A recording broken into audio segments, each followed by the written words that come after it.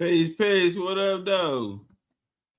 Tapping in. Hey, y'all tap that like button, man. We're going to get right to it. Tap that like button. We're going in. Get real for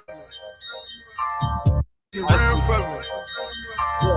Yeah. Let's make it real. Dress it up and make it real for me. Hold up. He's the best. What we doing? Let's go. Get it so unstuck from Spill a day, get my mind blown. Dress it up and go to Nassau. 200 miles on the dash. Gotta roll a pound up the gas. Put your legs in the Grand Rapids. We're the ones kept it cool. All the niggas in it, they start acting. Shoot a nigga like Phil, man. Roll a nigga, go to the path. We ballin' like a March Madness. All these cops shoot a nigga tragic. I don't wanna live in lavish. Like I'm playing for the Mavericks. I don't want it for the business money, baby, for her, even though she average. Dirty money in the cook. 45 by my good. When y'all nigga in the cook, take you out for some joints. Counter spot, no rush. I'm on one way flush. Loud back, smelling money. These fucking police can't touch me. These fucking police can't touch me. Fucking niggas can't touch me. I try to press you with the VBS. I try to run like a bullshit. Try to burn like a bullshit. Fuck a cougar like she hot it. She hit the dirt. Hold on. Spill a day, get my mind blown. Dress it up and go to Nassau. 200 miles on the dash. Gotta roll a pound up the gas. Put your names in the Grand Rapids. We're the ones kept it cool. All the niggas till you make start acting. Show a nigga like Phil, man. Rolling nigga, gon' let him have it. We bought it like a March Madness. All these cops shoot a nigga tragic. I don't wanna live in lavish. Like I'm playing for the Mavericks. I don't want it for the business.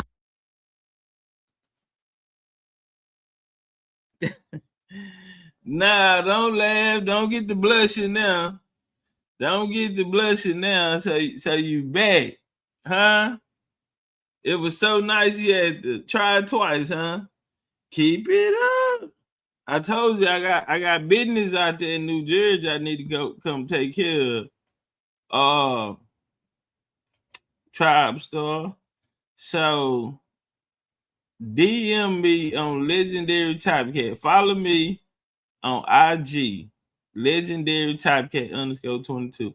I ain't gonna tell these other niggas the page, but yeah, DM me so we can know it ain't AI.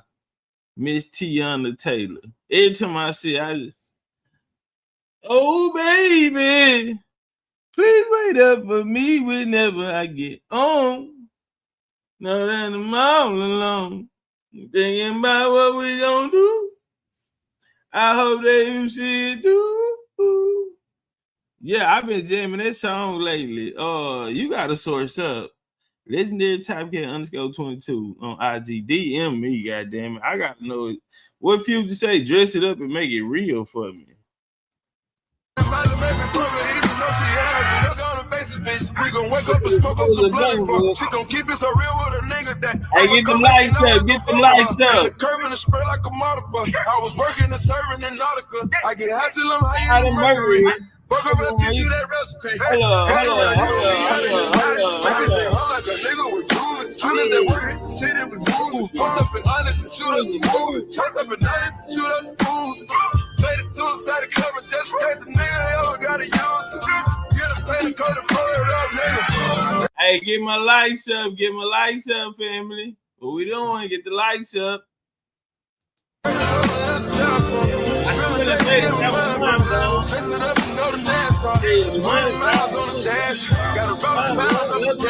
Put your names in the Grand Rapids. We're the ones kept it cool. All the niggas till you niggas start acting. Show a nigga like Phil, man. Gon' let him have it. We bought it like a March Madness. All these cops shoot a nigga tragic.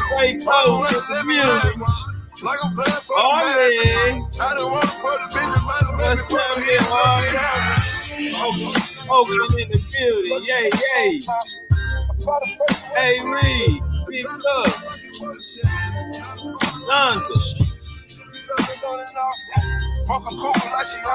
I knew you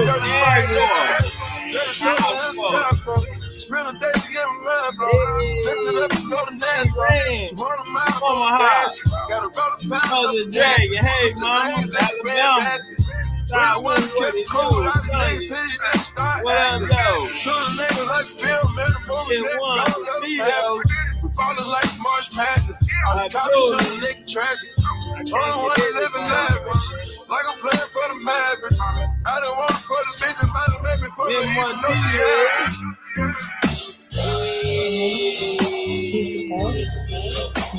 know what I'm saying? Hey, everybody.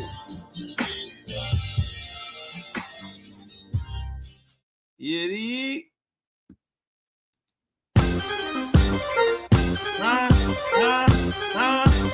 you know you a bad bitch, classy nails, French tip. These bitches can't sit with you. White toes for the hoe. Chanel bag off the Chanel swag. I swear I'm feeling you. You ain't just cute, you getting money too. I'm finna trick on who? Babe, you know you fine, don't you? Babe, you know you fine. Babe, you know you fine, don't you? Babe, you know you fine.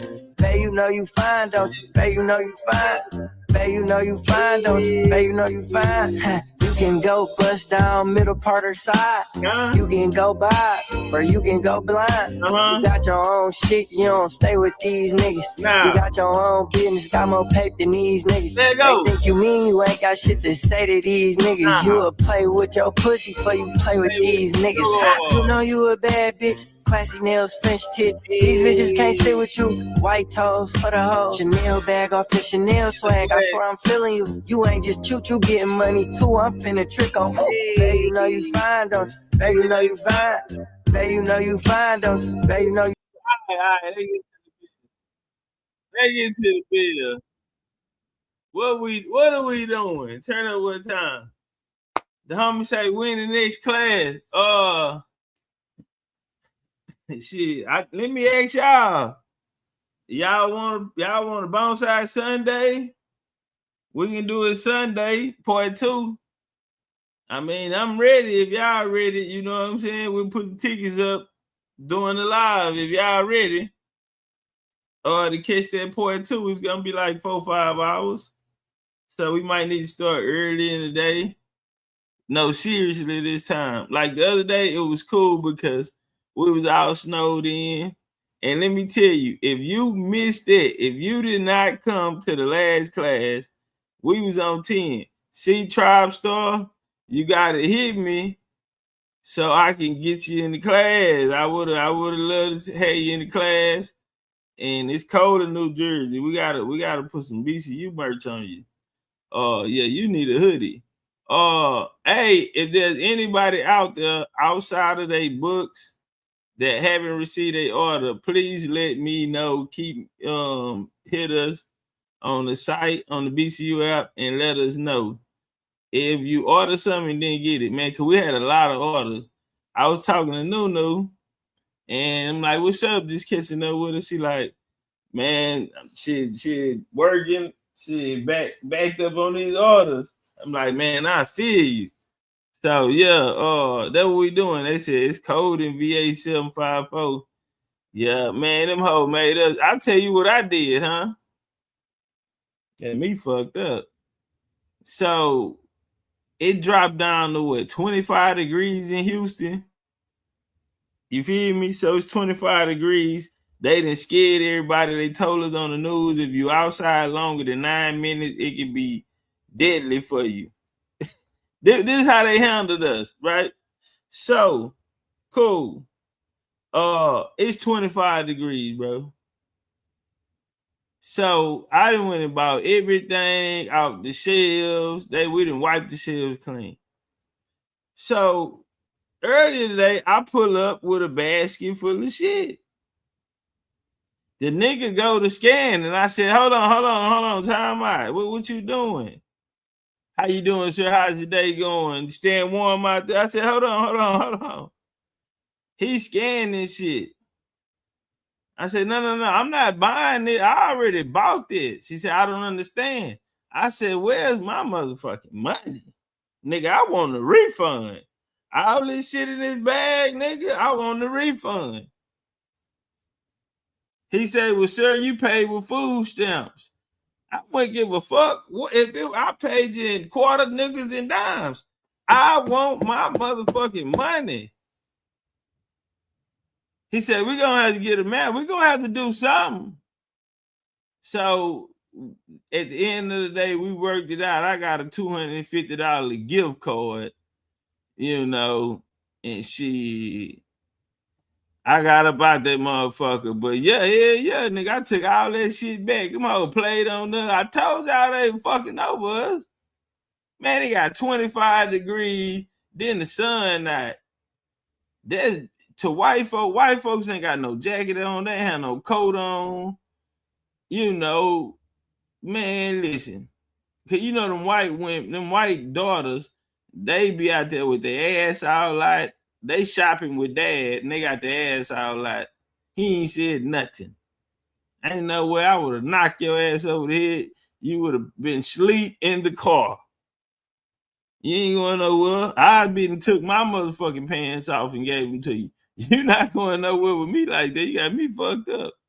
And so, yeah. And I went in there, them hoes arguing by the time about I paid with food stamp. Bitch, I wouldn't give a fuck.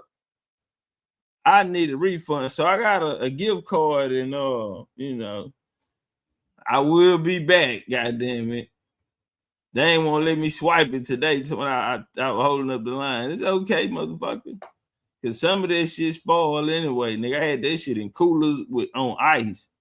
Yeah, nigga, no, nothing happened. No snowstorm, no nothing. That bitch. And then the news was pumping it up. We're not out of the clear yet. Man, get your whole ass out the way, nigga. You just told me if I stand outside 10 minutes, I'll be unalive by the weather.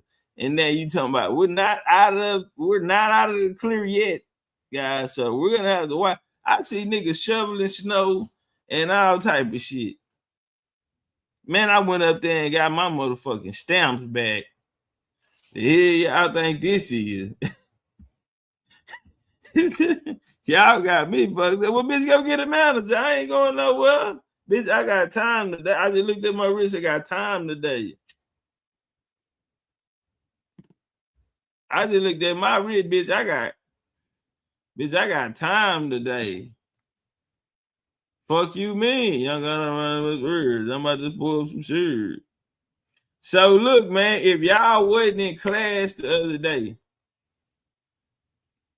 while we were snowed in, you know, and it's cold and everybody getting for the, you know, the unknown, getting ready for the unknown.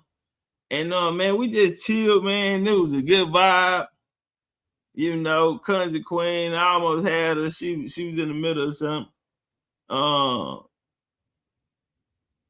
else? Rod Hayes pulled up on us. You know what I'm saying? That's what I'm saying, man. Y'all bring y'all ass to class. You never know who gonna pull up. And then when Rod pulled up, see, I wish I wouldn't have had to go to the goddamn. I wish I would have went to the smoke shop and got me some cones before I started, because it would have went a whole different way. I know he would have kept, you know what I'm saying? We would have kept ping ponging off each other on information, and that would have been super duper dope. He said, "Yeah, they played on us heavy. Yeah, they got us." Sawu said it's 15 degrees right now. Man, it's 75 degrees where I'm at.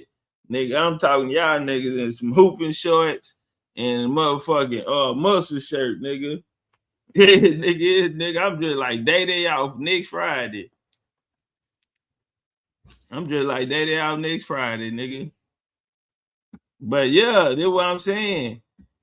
Come to class, because you don't know who gonna be in there. I'm just saying. We thugged it. I even got a little tipsy. It even got a little wild in there. I said, this shit will not get to the public. Somebody said somebody sitting pussy on the nigga head, and I said, okay, this liquor then got into their bloodstream. This shit here is not getting out to the public. I can't take you nowhere with me. I want to, but goddamn it, I don't know if it's in the best interest of BCU. All right, let's get into a little of the drop of Ride breaking down as we're speaking about the Moors. The church doctrine was it was not compatible with the temperament of the people of the area. So they could pick Muhammad. Muhammad was a shepherd king. Hey, to bring into context, we're having class. Boom, Unc show up. Chief Pontiac, Rod Hayes show up. Boom, he bumps in the class. He raises his hand. Bring him up. And this is him just to bring context. You know, after we going through, Dr. Ben said his piece. And, you know, I started saying my piece. And then Rod said, fuck it, let's play catch. Bet, nigga. I got one. Let me go get my glove. Let me go get my mitt. Let me go get my mitt. So we just start tossing that motherfucker around. Don't that sound familiar, Topcatz, Right. Shepherd King? Right. I still hate to take you down, Mid to young and being influential. They said Muhammad couldn't read. Right, that can't be true because he was a tradesman. He was trading in goods to foreign nations, and he had to be able to keep records and write ledgers. Right. So they tell us he was illiterate, so it could be a miracle that he received the Quran. The problem with the Quran is this. The Quran, all of the Hafiz, those who had it dedicated for memory, were murdered. All known copies of the Quran was collected and burned up. So where did they get a Quran from? Talk to him. Check. Right. So the whole Islamic movement was to usurp the feminine matriarchal systems of the land over in the area. You know what? They had to take Alat, the original goddess of what would be the Middle East today, and they made her the daughter of Allah. But they didn't tell him that Allah was a guy named Ninursin, who was the son of Enlil from the Babylonian pantheon of gods, who wrote the Babylonian magic systems of the Kabbalah that's in the Mishnah and the Talmud for the Jews. Right? So Morocco wasn't established until the 1900s. Right. The name, right. Right. So there was no country called Morocco before the 50s. Yeah, after the Second World War II. Yeah. Now, Noble Drew Ali came around the time of World War I. He brought that 5-point star red flag that Morocco used today. They didn't have that originally. The original flag of Al Maghrib was a blood red flag. Right. Then the second flag was a red flag with a 6-point star with a dot in the middle. So all these flags is changing because the guard is changing. And when Noble Drew Ali came out with the red flag with the green 5-point star, they had to establish the nation of Morocco in order to steal what he was building over here. Usurp it. Right. Yep. Misdirection. You know, but I had to mention that because a lot of people believe that Islam organically sprang up in the Middle East out of nothing. They was well organized. It was an operation of the Catholic Church. That's why the highest imam in the world is the Pope. Yeah, a lot of them came out of that Byzantine. The roots, when you go back, the Byzantine Empire. A lot of them gonna come out of that, you know, and break off and become defenders of Muhammad and them. Yep. Now you got to remember the Byzantine kings was Ottomans. Right. You had 2 branches. Hey, get my likes up, y'all. What we doing? Get the likes up. Ebenezer in the building. You staying warm over there? They said Tiana Taylor isn't a woman, sugar. Nah, I know somebody who fuck. You lying to me? I know somebody who fuck. See, I don't know. Yeah, they went to high school with her. They fucked back in high school. I don't know. I need some sources. Can you source that up for us, man? Because goddamn it, I need some sources. I got high value intel, and my intel tells me that she got some alligator snapper. Yeah, so I mean, if you know something I don't know, hit me out, hit me please. Cause where I know, information that I have gathered, me myself, points and indicates that yeah, that she got some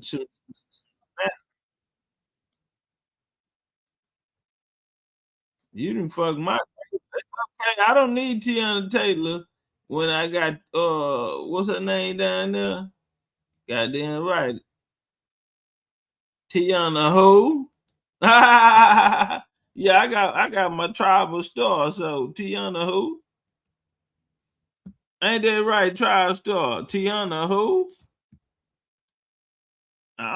We don't need her. I got that tribe star. That jersey.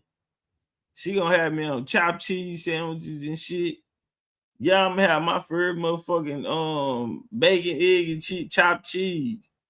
He talking about the East, and you had the West. That it was referred to back then as the Barbary kings and the Tartari kings, or Tartarian kings. But there was the two bloodlines that settled the Ottoman Empire. They had the Turks, and then they had the ones that became later known as the Blackamoors. There you go. Right? So they was the ones who established the Byzantine Empire. And this is where we get our terms. Listen, friend, wait. Days, and L's, and Ali's. From the Those Turks. are ranks. Those are ranks under the Ottoman system. Yeah. You need 10 days, DEYS, in order to see the Bey. A Bey is a BEY, a provincial governor that governs a... Hold on, Pontiac, I'm gonna go back a little bit. Cause we was over here talking. They saying that my chick got a dick, and I'm saying, shit, I'm not worried about that. Tribe Star ain't got no dick. Tribe, you ain't got no dick, huh? We need sources. God damn it. Source this shit up. You might be putting the Clarissa Shields on the called in. Yeah, you probably pull the Clarissa Shields on it and pull it up. Goddamn me. And yeah, the radio, that nigga like, is this you? Nah, this ain't me. You ain't tried to disguise your voice or nothing. So yeah, Legendary Topcat _22. Okay, we need that work. Go follow. I'll follow back. I ain't gonna tell nobody where to reach it. Deal? Do we have a deal? The Dirty Moor is getting kicked out of Africa. This is what in 7-11. This is what made him cross the Bering Straits and go into the Iberian Peninsula. ISIS, right? But they had been preceded already by the. My bad, y'all. ISIS. Hey, Vito. Hey, my little bro Vito in here. Hey, Vito, ISIS from Gary. Hey, ask her some hoods and where she grew up and all of that, and see if she a real goddamn, if she really out of Gary, Indiana, home of Janet Jackson. Venetians from Venice and the Etruscans who settled Tuscany. See, the European history tell you who we was fighting. Hey, tell him what was the nickname of the Etruscans? They was the Blackheads. Yes, sir. Yes, sir. The Etruscans is the ones who settled the Roman Empire after Alexander gave them Greece. See, they tell us that the history of Rome starts with Romulus and Remus being suckled by a she-wolf. The she-wolf name was She-Ra. She was the guardian. Hold on. Yeah, that's the same story. So when you go around the world, you will see these stories. It's a universal story of twins, you know, like in the Mayans. The Mayans had the twins, and you know, you go into the different cultures. But the one from Rome, Remus and them, this is one of the most famous. So let's walk. Listen, y'all, this is class. So I'm saying go to class, nigga like, oh, they ain't going to class. Nigga, you never know what happened in class. I might bring some teachers in there, and you know what I'm saying? And we might rock like this. So that was definitely a gift. Everybody was snowed in. You know what I'm saying? We enjoyed ourselves, and we got, extras. But this whole motherfucker was turned up the whole 4.5 hours. I said, nope. I said, this is not getting to the public. Wolf spirit of the earth is now, when y'all get them, y'all let me know if y'all want this version or if y'all want the regular version. When you got, because we did a lot of stopping, and it was the chat was going crazy. They was on 10. The women were out of control, the men were out of control. It was fun chaos. 7 of them. Right. Referring to twins, right? Yep. So one of them was a scholar, the other was a warrior. The one that was the scholar got murdered. Rome was named after him. Right. Not the warrior. Like the twins. Remus took the war upon itself to fight in his brother's honor. There you go. There was 2 Enlil's sons, and as well as Alexander. If you go back to Alexander, they say he was the son of Zeus. Zeus is another name for Enlil and Yahweh. Right? So what you're looking at is a continuation of the war in the 18th dynasty between the Amun priests and the Aten priests. And the Amun priest is where you get the name Amen in all your religious dogmas, and that's how you know they all link together. Amen at the end of a spell is a self-imposed conjure. But I just had to mention that. Go ahead, finish what you're doing, brother. All right, turn up. Little sneak peek. So somebody said, when the next class? It can be Sunday if y'all ready to rock. Y'all let me know in the chat. Drop a 1 in the chat if y'all want to have class Sunday, part 2, which we're going to be going. It's going to get deeper. Because we heard everybody else's, what they think. And I'm finna, now is my time to shine to show what my research takes me. What my research took me. Why Dice in the building? Let's get Dice up there. When you in any places, most places you know them by their surnames. Families. You know them. Some might have a lot of boys in the era. You might have a lot of girls in the era. And they had these big families, and you know them by name. You know if you went to school with them. See, back then, how the old folk talk, first thing they want to know is who your people them are. Where y'all from? Who your people them? And then they gonna network. They gonna get on the phone. They gonna get in contact with somebody and figure out if you lying or not. Do you really know them? If you say what up, B-Mo? That always operated like that. Y'all ever heard the stories of you in a small town, everybody know everybody? I know we all heard that one when they say everybody know everybody. Well, how they knowing everybody? They knowing them through family. They knowing them through friends. Did you grow up in the area or community where people say, that said, how did I get up there? I don't know how you got on this countertop. I have no idea. I mean, I could have swore like I just was packing the bags and got the door. I don't know how you ended up on the countertop. I know your family. They know you by your family. Oh, that's such and such boy. That's such and such boy. Oh, I knew your daddy. Your father was an honorable man. I knew your mother. I know your aunties. I knew your grandpa. These type of things. That has always been our culture. You feel me? So if things, that's why a lot of oral history go down, and they always tell you what's talked about in this house. Don't leave out of this house. And so that's that energy that OG Rod Hayes is bringing. What you rated? 1 out of 10. What you rated? I'm just putting it in terms that we'll understand. You feel me? Experiences that we had throughout our life. This is what he's pointing at. Right. They don't identify themselves as Africans, even because they're gonna tell you they're Nigerian. They gonna tell you they from Swahili. I mean, from Tobago or Togo. Of course, yeah. Even my Algeria, Kenya. Oh yeah, they're not gonna say they Africans. People. Very, very prideful people. So Africa is a broad contextual catch term to list every tribe over there.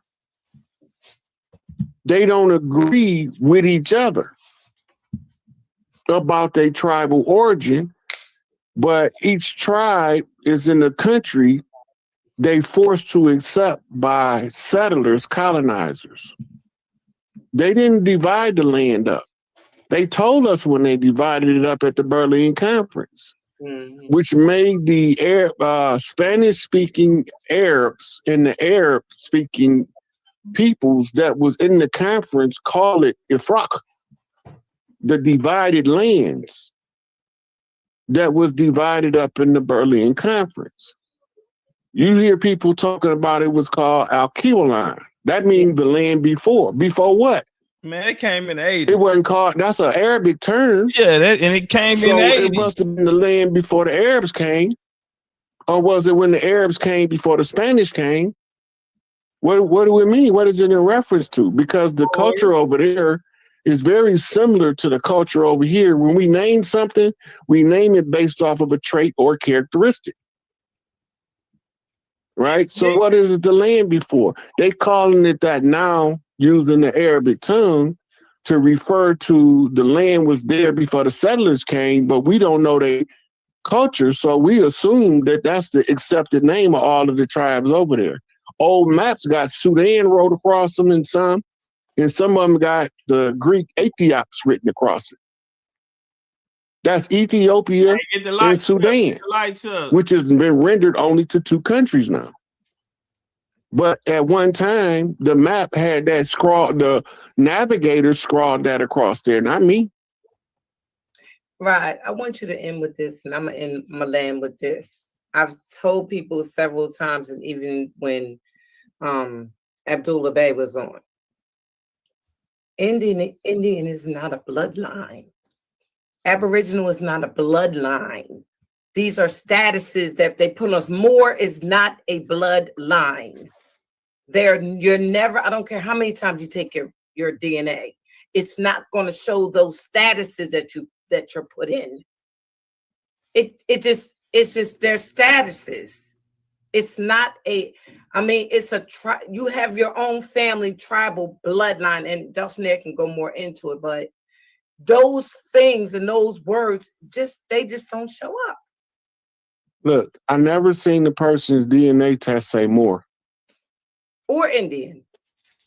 Oh, well, I've seen Indian on DNA tests. Oh, you have? Yeah, but I've never, not one time ever seen Moor on a DNA test. I've seen Native American. I have never seen Indian. Yeah, it's normally Native American / Indian. Yeah, they try to play that. Is that what you Nisha, or was it just Native American? No, what it said was indigenous. That's the indigenous. Go get them platinum. So it probably depends on where you're getting the test from too. And then remember, it's for entertainment purposes, so they can alter the designations. If too many of us becoming aware, they'll alter the designation and change the meaning. It's for entertainment purposes only. Check. Peace to everybody on the panel. Legendary. Turn it one time. Positive. Peace, Topcatz. What it do? Peace, T Pontiac. Peace, God. Peace, God. I miss you, man. Man, can't wait till we get back in there, man. I want to do something with me, you, and Dane. So hopefully we can put that together. Oh man, I've been dying to talk to Dane, man.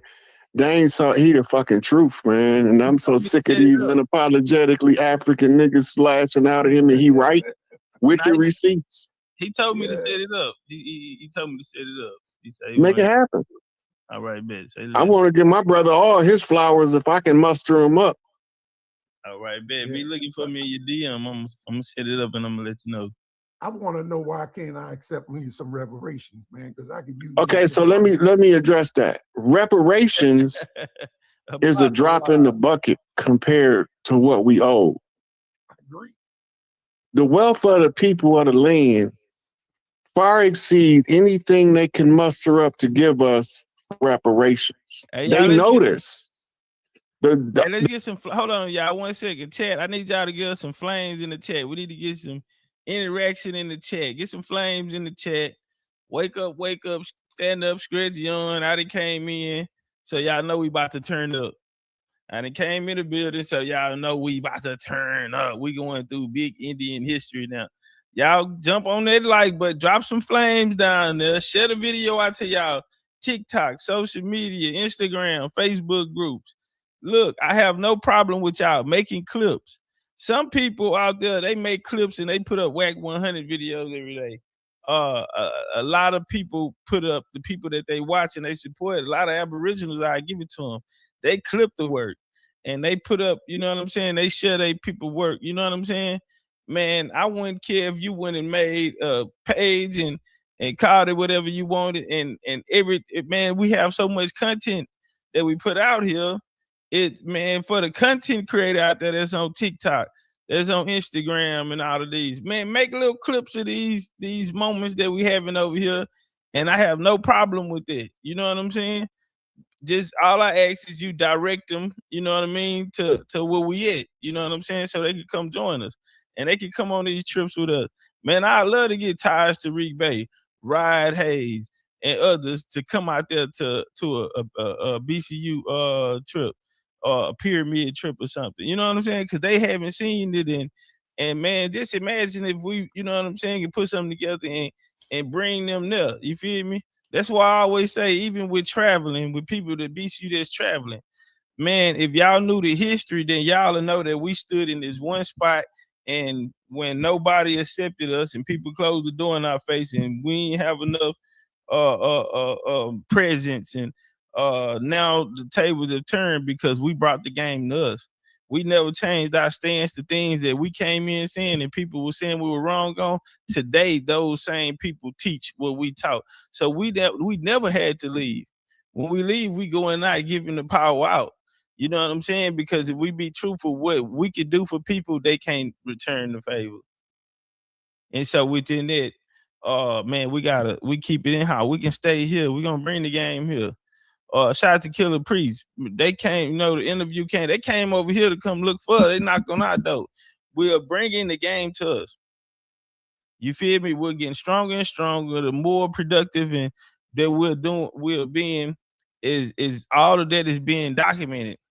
And it's getting to a point to where, you know what I mean, the major focus and the direction and the voice is going to come from over here. So y'all be mindful of that. Take those clips out these videos, man, that we've been doing, these highlights or things that y'all like, you feel me? And go share it, man, and y'all have my blessing. The more people do it, the more we get the message out. And, I mean, you could get paid, you can monetize your page and everything, and you can keep all the earnings and everything. But go get the message out. You feel me? They need you to claim somewhere other than the Americas. So now, whatever the turnaround bring the tribes from over here, you accepted reparations and said it had nothing to do with you. It's taking the dollar so that you can forego 100 million. It's a deceptive fraud in our face, so that we there's no way they can give us reparations because they owe us everything already. There's nothing they can give us to reparate that. No, they can't repair that. Only thing they can do is give us what's rightfully ours, and they gonna be broke. Yeah, well, give us that. Well, give it to us, because I was trying to understand that. Wait a minute.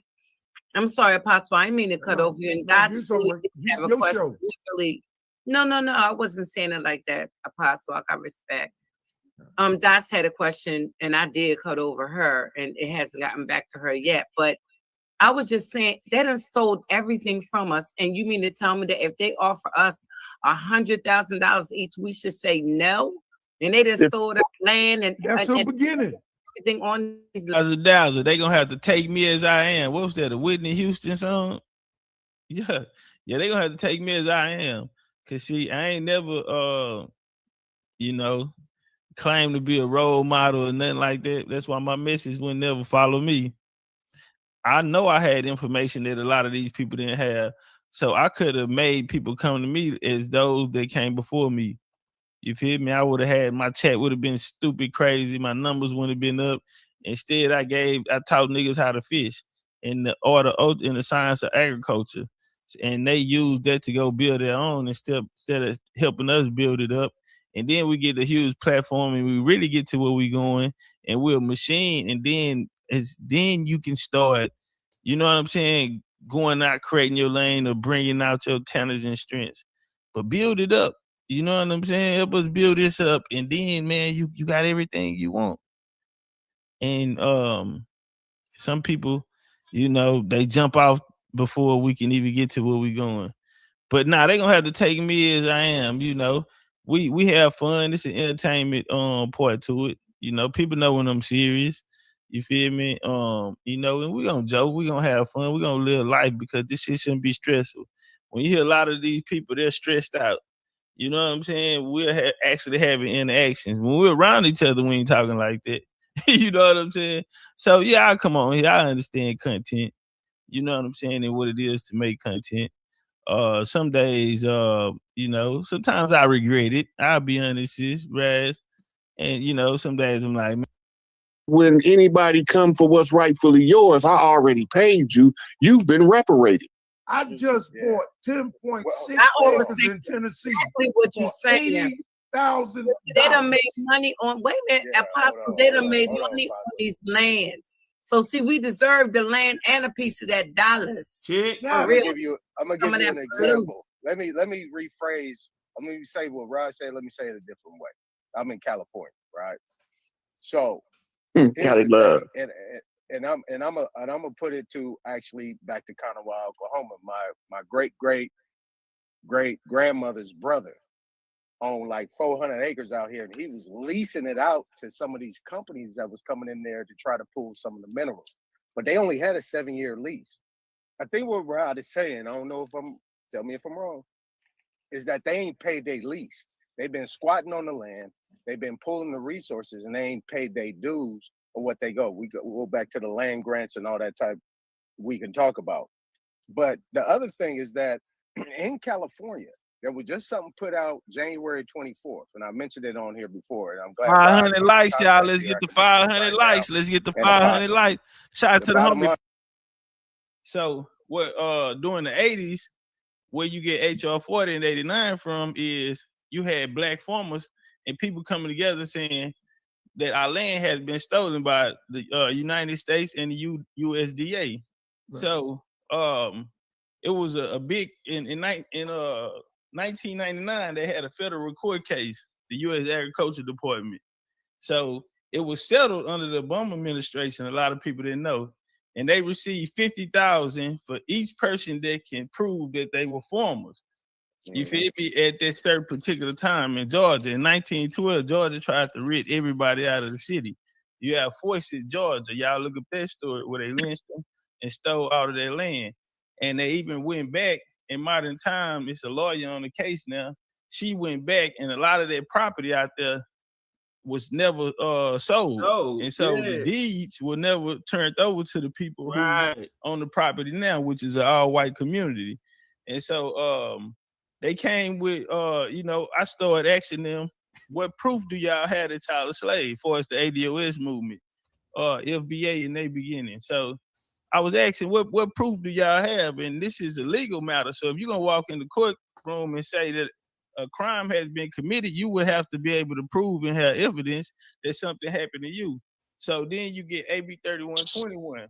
The lady that became the president, or over the speaker, Camilla, well, they got the game from me. They took it. Another guy, they said that I was the second most important person to it under Dr. What's his name? Darity. Yeah.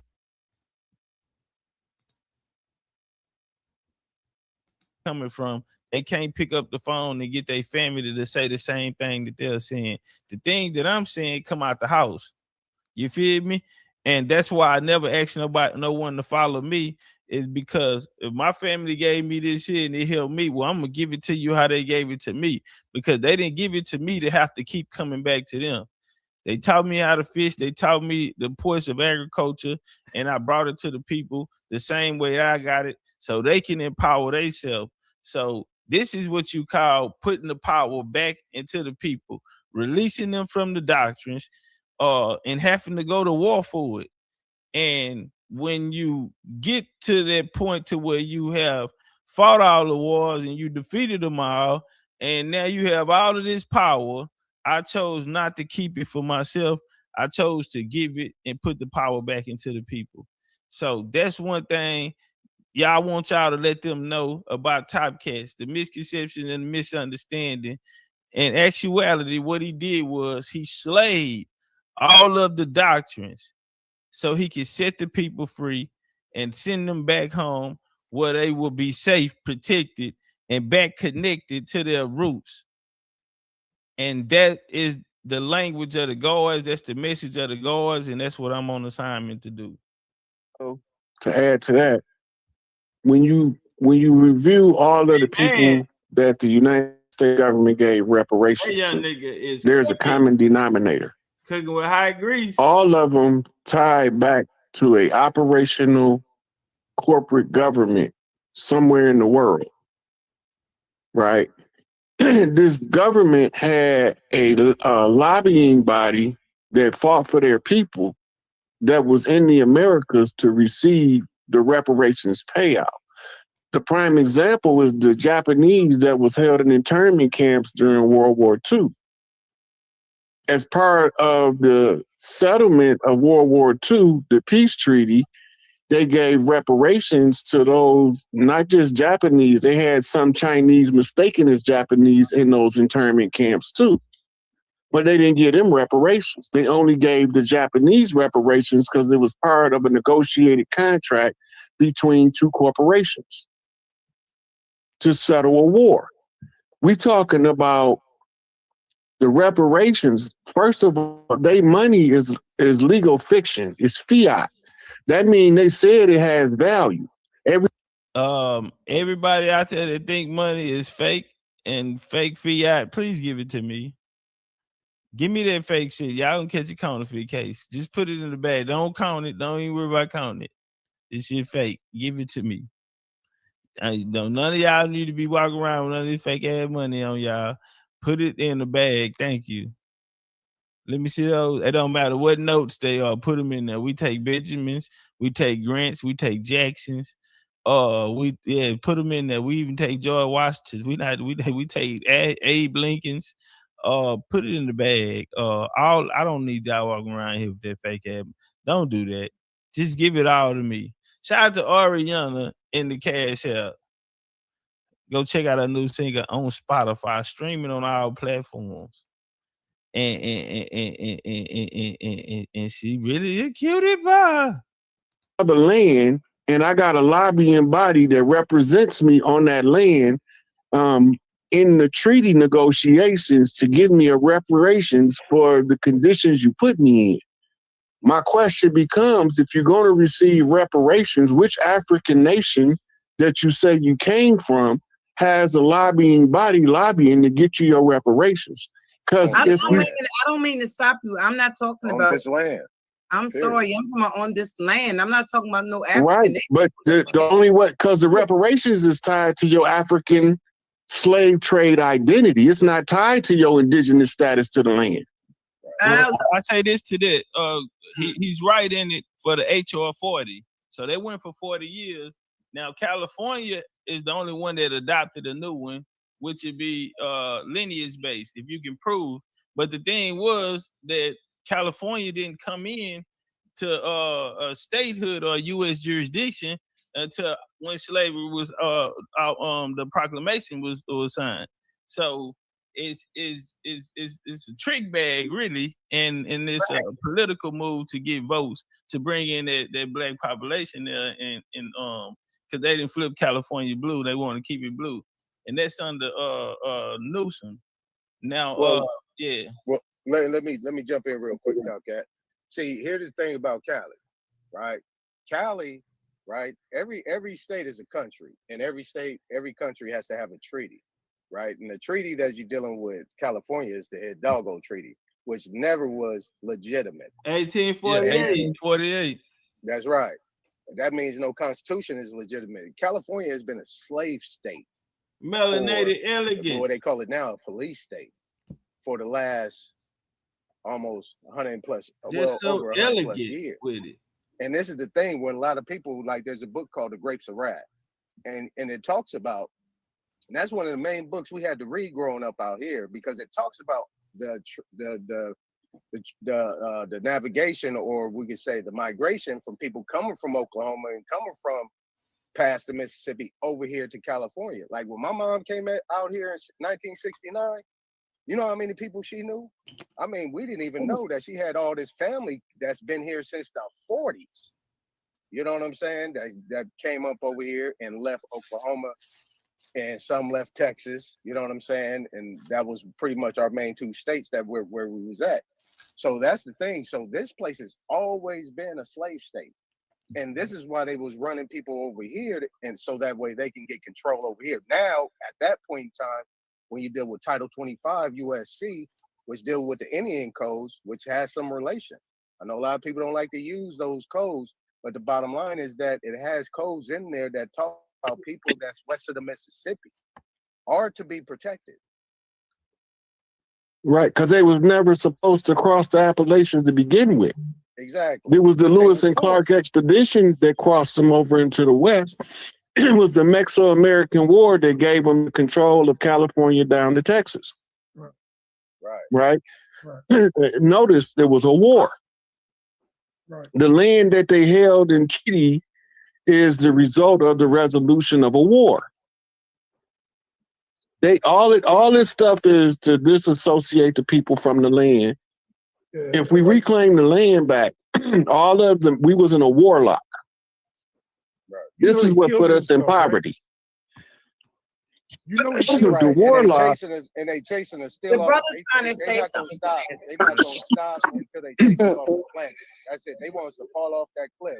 They ain't gonna stop. I'm telling you, what's going on in California, and like Rare Bird said it, the bottom line is they still taking people's land through these fraudulent court cases and things like that, and they do them big time out here in California. You see what I'm saying? And that's the most I did. Anton, real quickly. No, wait, Freedom, wait. I had a question a while ago, and I'll get to the brother. So just one second. I apologize. I apologize. No, it's all good. It's no. It's the accent for me. So I know another way that a lot of we must stay focused through is property. Aboriginal mermaid, Aboriginal mermaid. That say that ain't Aboriginal mermaid bad for real. Say BCU fellas, who that motherfucker fine for real? No cut on the dope, no baking soda, no fentanyl of the dope. That little motherfucker fine for real. Property law. And so I know you guys know what that is, and I would love but there may be some people in the chat who is not familiar, right? So someone, if you can, explain what is property law is and how people can start or melanated. I thought you had a different name from them through that. You talking about using the legitimacy of the court or in a court of law. Yeah. Well, I'm gonna give that to Rod. But what I'm gonna say is I asked him that already. In the beginning. Oh, okay. I just jumped on. Okay, heirs property is there's a difference between heirs property, and there's a difference between what's up, you being a descendant of somebody that the land is owed to you. Heirs property is when they put you in another tax bracket. It's like them putting you on the county property tax rolls. So the bottom line is, this is how they get you on a tax issue. Because everything is that when they get you on a tax issue, that's when you under the federal government, and now they could come in and impose themselves. And then if you got a greedy relative, because I know a lot of people that actually went through this. I mean, I'm in California, but we only people, and there's a few of us in California, we all in the South. And the bottom line is we had them stories, coming from my mama, you know what I'm saying? She told me all the stories where people was actually selling the land without talking to anybody else. Yeah. You see what I'm saying? I'm sorry. Hold on. Got babies running around here. Nah, that did happen. Yeah, one of the most important cases to it to come through the Cherokee. I heard y'all speaking about the Cherokee earlier. Right. The Cherokee I'm speaking about is when they unified all of the divisions and created the Cherokee government in 1794. Y'all can Google that, Cherokee government 1794 to 1907. But one of their famous cases is the Marshall Trilogy, where the McIntosh family bought land from the federal government, but the Indians claimed the land. The people that were there saying they got the land from the Indians. Well, that became a problem in the United States wanted to establish their dominance. This was one of the first times this happened, and say that the land is no longer in Indian occupancy because of the Indian Removal Act. And so they granted the McIntosh family that land. And we know the McIntosh family were prevalent in the Creek Indians, as William McIntosh is the one who's gonna end up signing the treaty that ceded 23 million acres of land. He was murdered for that. But that Marshall Trilogy is one of the first that ended up establishing that Indian law based on the United States taking land from the indigenous, not respecting the indigenous after they go into statehood. Right. So yeah, so when you get back, so basically that's one of the key things right there, because when you're dealing with heirs property, and I can relate it to the present time, right? Like you deal with a situation where somebody, you know, has a home, they're not. They settled on the state lines. Jordan Maxwell just talked about that. But when people own them, or if a community's mamas is back in charge, it's about making sure everybody got food, clothing, and shelter. Right. It ain't got nothing to do with I'm gonna bully you off the land because I don't think you're supposed to be here. It's about the return of the resources back to the people from a government that sucked all of the people's resources out. We don't stick together. This is the crystal globe. We looking at have and have nots in the New World Order. We chose not to be the have nots, so we took it all. By blood and by right. We was born with the right to restore the balance back to the people and the lands. All we got to do is put Big Mama back on her seat and go on about our business. Everything will fall in place according to the laws of nature. And that's the thing, though, because in Dulcinea, a lot of your time. I'm gonna let that man in the middle talk, though. I don't know his name, but real quick, real quick, because we flowing. The thing is, though, Dulcinea, when you talk about allodial title, if you look up definition of allodial title, you're talking about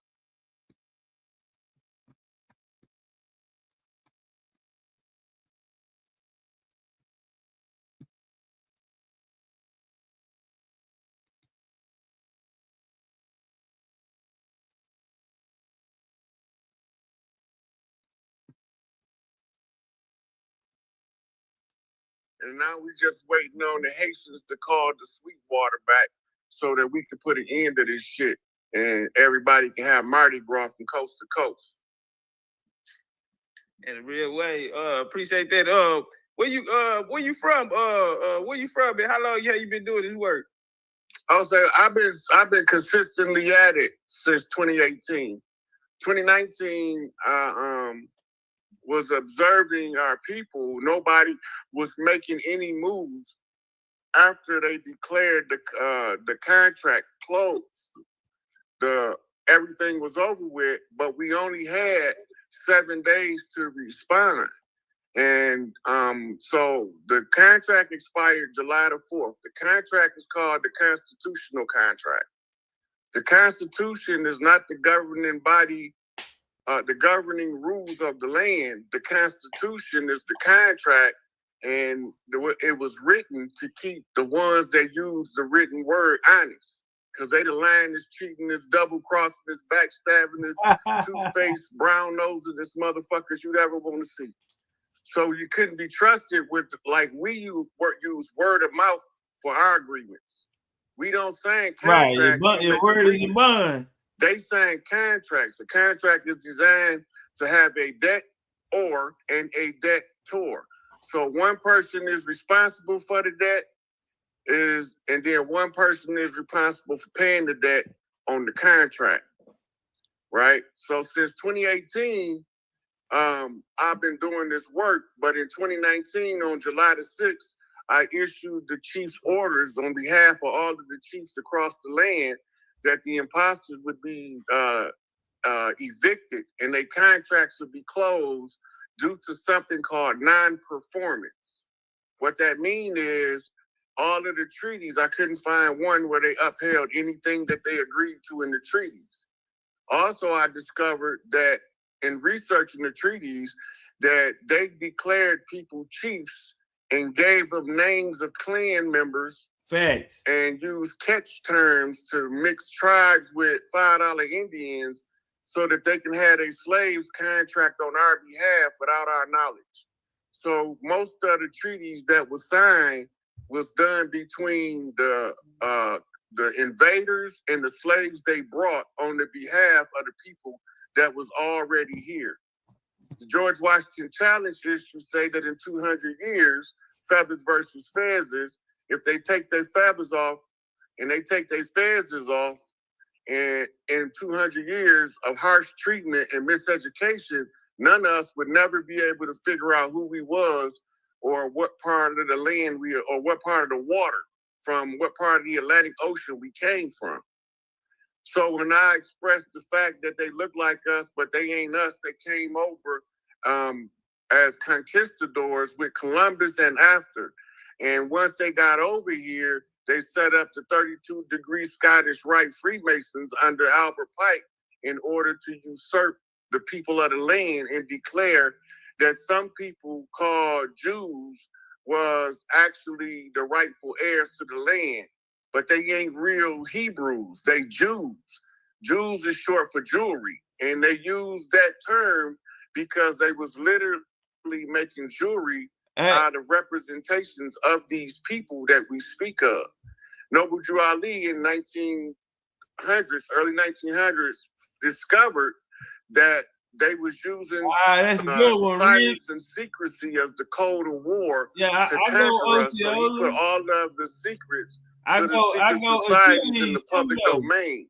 And if it's in the public domain, then it's the responsibility of the chiefs to find all of the pieces and pass them to the chief to put the next chief to put the pieces together. Yeah, I come from the hills. And my granddad. This has been the journey since 2018 to now. Now we're coming up on what's called the grand finale. The big finish. Y'all see that picture, man? I love it. So I'm reaching out to all the chiefs across the land. Any one of them that's willing to have a conversation with me, I'm willing to have a conversation with them.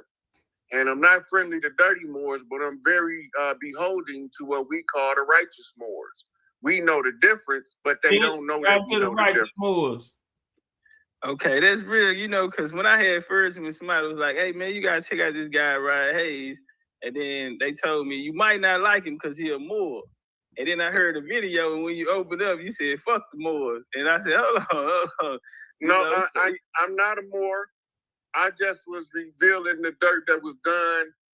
And I had to identify the dirty Moors and separate them from the righteous Moors. The feathers versus the fezzes, I had to be able to tell the people what the difference was. That means I had to get a good Moorish education.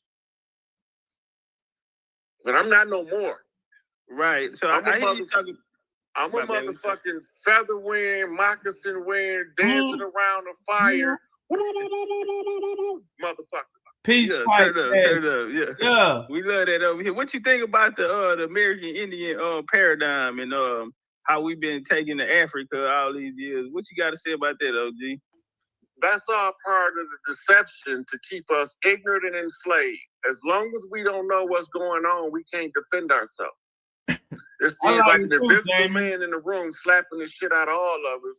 And what we start doing, we start fighting each other because we can't see that motherfucker. Now, one of us come along that can see him. They lied to us. They put motherfuckers in place of us. They declared that we was them and they was us.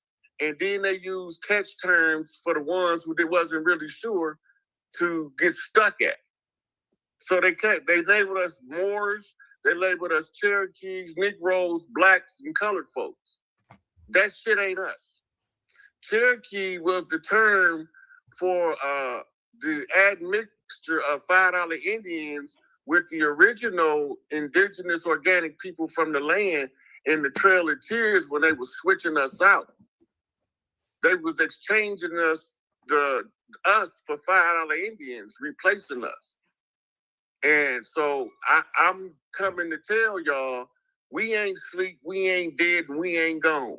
We ain't never left this motherfucker, and we ain't never leaving this motherfucker unless we do it as a concerted effort, as a collective group. As Tupac say, we ain't never gonna walk off this motherfucker. We ain't never gonna leave this bitch unless y'all choose to. All we gotta do now is use our brain. Use your brain. It ain't them that's killing us, it's us that's killing us. But it ain't us, it's the motherfuckers that look like us. Okay. They're turning us against each other, tricking us. You know some more game that I heard you give too, and you probably one of the only OGs who I ever heard bring this part to the game, where you said that the people that actually came to colonize Americas was actually black people from Europe. Hey, look, so those people is known as free white persons in law. Y'all looking at the picture. When we talked about white privilege, we thought we was talking about the pale-skinned Europeans that came over here, but white privilege is for the white nobility. They took the term white in law because that's the term in chess for the attacker, and they ascribed us dead as black in law.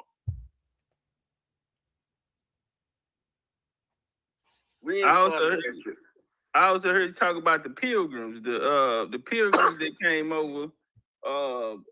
These were actually black people that came over. The pilgrims on the Mayflower. Yeah, look, when they came over as Dutch, Portuguese, French, and Englishmen, they were melanated people. They looked it like us. But in the history books, they painted their face to be pale in the books to deceive us so that they can say they us and replace us. That was a trick. That trick no good. Right on. That's something that we teach over here as well. Bringing out that aspect of the people that actually who colonized us, starting with from the colonists with Jamestown, with King James of the Bible, and coming in 1619 and 1611, 1619 play. But I also wanted to ask you what you think about just in recent about this Kyrie and Kanye situation. I know you got the hashtag Ye was right. Build on that. What's going on with Kanye and Kyrie right now? They dragging out the same motherfuckers we talking about. If you go back and listen, Kanye and Farrakhan and Trump, all of them said they live in gated communities and we know where they at. All three of them said it at different times. He's talking about the ones that call themselves Moorish Zionist Jews, but they just call themselves Zionist Jews for short. Yeah, I wonder why. These is the ones who was holding the charter. The charter was originally issued by the Crown of England on behalf of the Pope. Let me get out. It was a trilateral attack on the people of the land. They was attacking us spiritually, they was attacking us physically and economically. The so-called Ashkenazi or Khazarians, I don't really want to say too much, they're going to take the video down. But I got to tell the people what's going on. The people that they talking about was giving grant money years ago to set up shop all over the world. Anywhere they wanted to go, they was granted money by the black nobility. The black nobility are tutors, Tudor. And conquistadors mean Tudor's conquest, the conquest of the Tudor royal family, the black nobility of Europe. They was all blackamoors. Christopher Columbus was a so-called little hat. I'll say little hat. And his real name was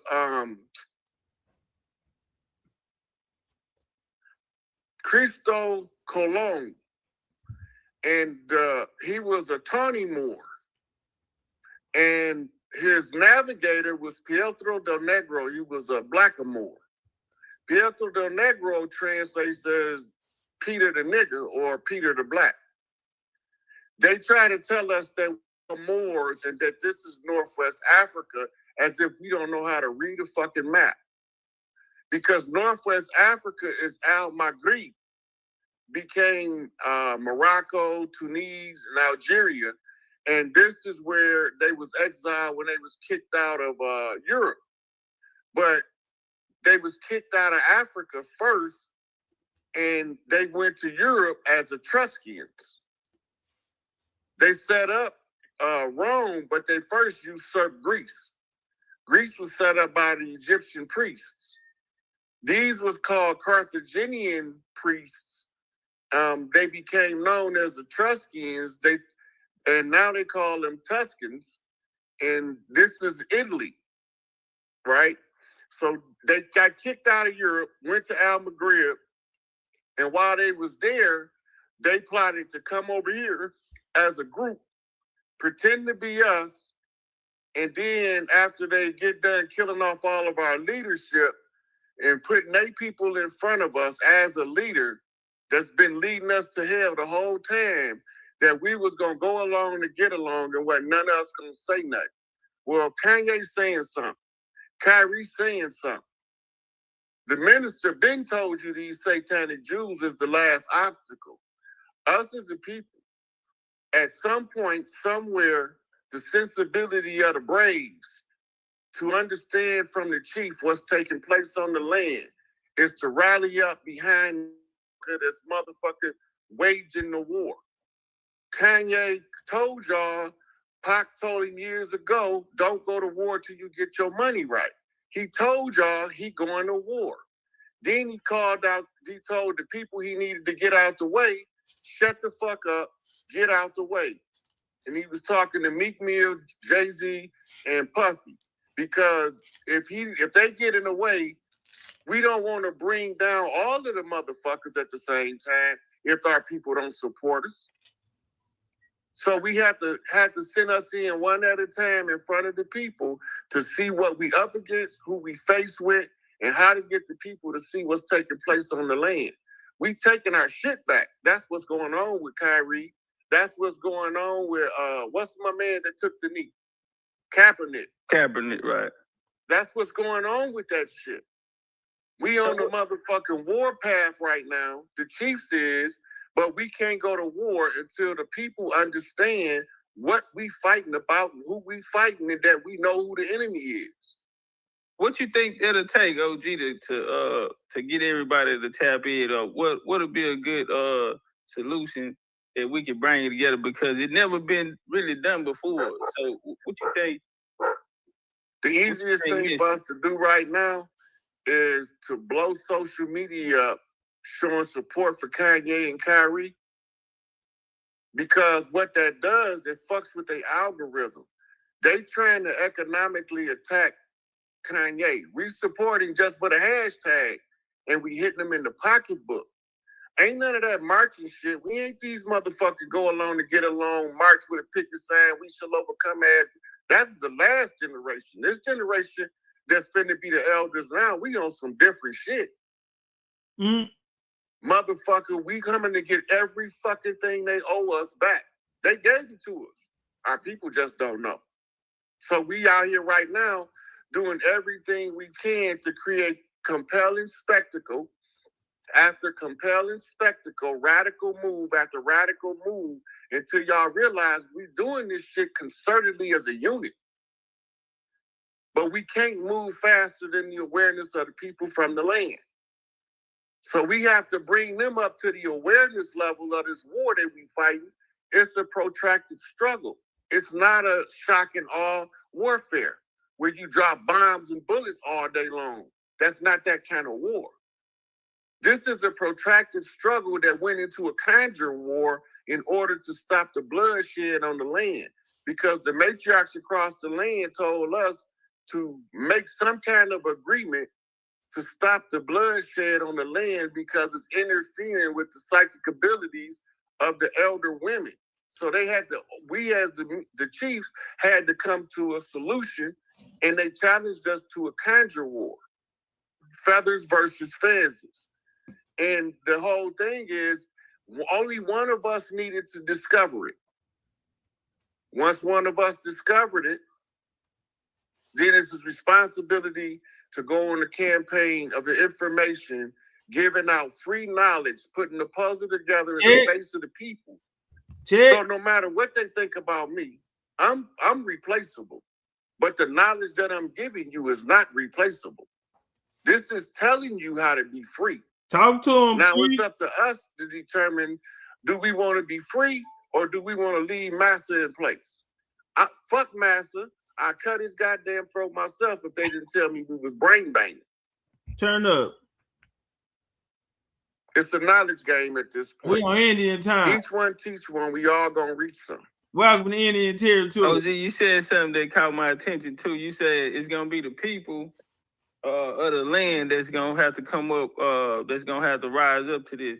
What part do that play for the people to know that we've been lied to, and that most melanated people here in America are actually from America and didn't come here on slave ships? Yeah, we've been here. We've been here. So look, this is why it's important that the chiefs don't move without informing the people. Every time we tried to rise up before, it was a motherfucker look like us tore us down.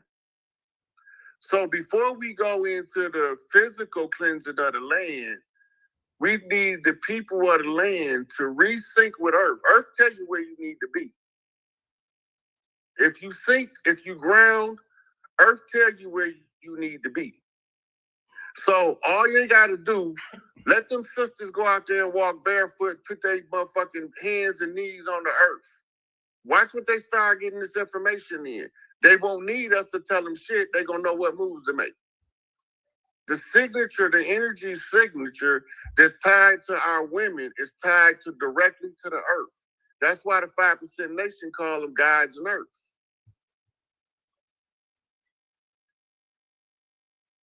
Bars. Hey, hold, I want to do this right here. You got a Cash App or something, OG? Yeah, my before I give you my Cash App, I need to make this. When you're restricted from being who you are, right, for the benefit of some other gain, you've sold yourself, in essence. Be you. Do what you've been doing. If you call them motherfuckers out, tell me who we calling out next. That's all. Check. Right on, right on. And listening to people like you, man, it make me say, oh, shit. Because right now, man, I don't even think you have like a platform or nothing, huh? I don't think you have like a YouTube channel or nothing like that. Is it somewhere we can find you at the people get?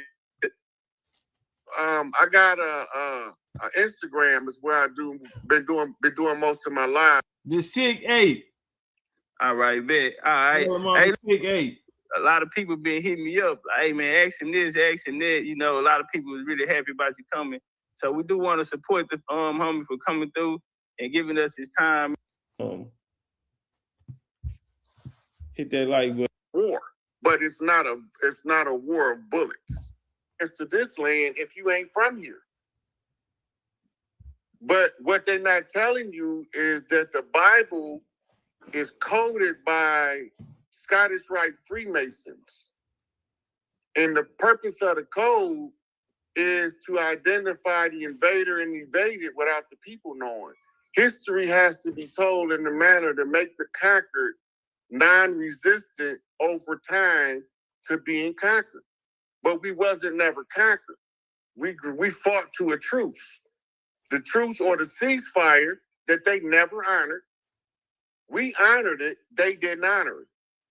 So the ceasefire brought about the 200-year challenge of George Washington in the battle between feathers and fezzes, between blackamoors and the organic people of the land. So the doctrine of white supremacy is a political application of the conjure. It's voodoo. being used in your face, behind your back, wide open in the public.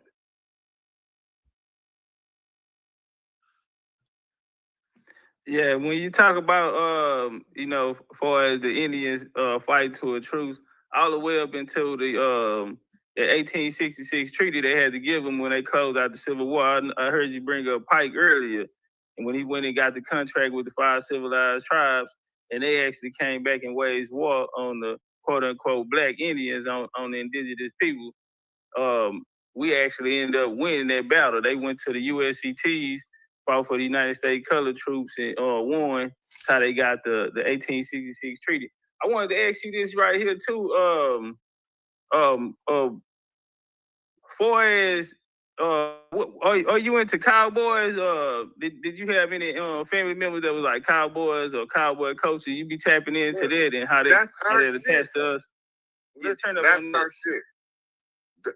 We was over here horse whispering, wrangling wild Mustangs while them motherfuckers was trying to teach Europeans how to wipe their ass.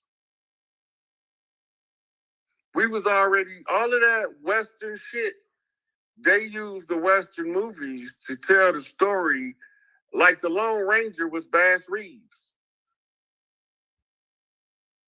How did he turn out to be a pale man with a mask on? See, so Buffalo Bill wasn't no pale-skinned European, but they paint him that way, right. And they got an actor that they used to play the part of Buffalo Bill because he wasn't the one that they be showing us all the time. Right.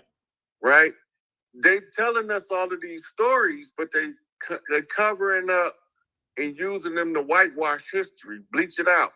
Because we left an indelible stain that they trying to remove. They can't remove it because the culture of the earth can't survive without the people that we are being here. So they want to control us. The rule of the universe, the law of use is what it's called, is if you don't use your willpower, then it's left unused. Anybody who know how to use it can constructively use it to accomplish his agenda. So by the system, getting you to follow the system, they getting you to surrender your power of personal self to the government. And then in the government tell you in the law work that the government can't compel you to give up your will to the government. That's wild. All right. I wanted to ask you this here too. Out of America and how America being ancient in the old world, is there any like particular area in America that's like that we should know about? You know, that's like ancient, you know, history about this place. It's certain facts that we need to know because they say there was no royalty over here, but we have castles that been here all over the land. We left the castles on the land to fight the Gullah Wars. When our ancestors and elders tell the story about the Florida Wars, they call them the Gullah Wars, the Gullah Geechee Wars, and the Getty Geechee Wars. When the invader tells the story, he says it's a Seminole War. He's calling you a Semite. He's saying you are a mixed group. That's true. They called us that because tribes came from as far away as the Polynesian Islands in the Southwest and as far away as the Inuits in Alaska to come into Florida to fight these motherfuckers. When they said that the slaves was running away from the plantation, that's bullshit. When you understand from the Gullah War angle, we was coming across the land, going to fight the war in a sweeping manner. And we was all coming because all hand on deck was called by the chiefs on the Wind Talker channel. The Wind Talker channel is the psychic networks that all of the chiefs inherently develop by being amongst their people. It's a heart connection for the love of the people that tells them where to move. And then we have the call of the matriarch, which is Mother Earth send a signal out, and the women of the earth respond to the signal, and they know where to send us at. Because Big Mama send the energy through the earth, which is Prime Creator, to instruct us how to move. So when they came in, they tried to usurp our connection with nature. So we can't communicate without being face-to-face or over a telephone. We always knew how to communicate as a people. Study the Mississippian culture. This is our ancient history. Mississippi Basin used to be the Congo of the U.S. That's our Congo Basin, the Mississippi. In South America, the Amazon River holds the Congo Basin of South America. There's a Congo, or a geographical X marks the spot location where the chief that's responsible for uniting the tribes comes from, and it's always from the Congo. That's why they named King Kong, because he's the king of the Congo.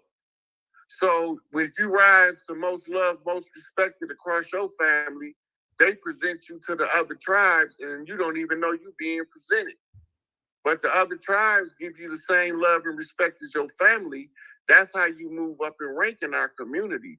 We don't do no motherfucking artificial selection process that they call voting that never really mattered because they was going to put who they wanted there anyway in the first goddamn place.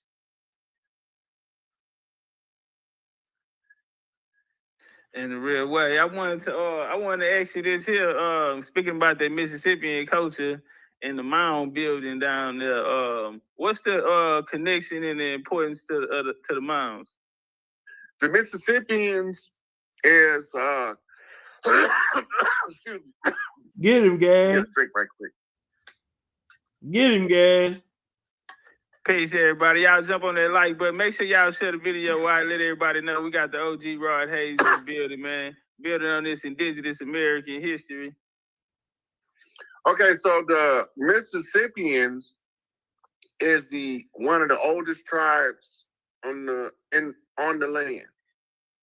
And the Amaru is the oldest tribe in South America. And together they form alliances with multiple different tribes to form the Dondamounja, which was the mound builders.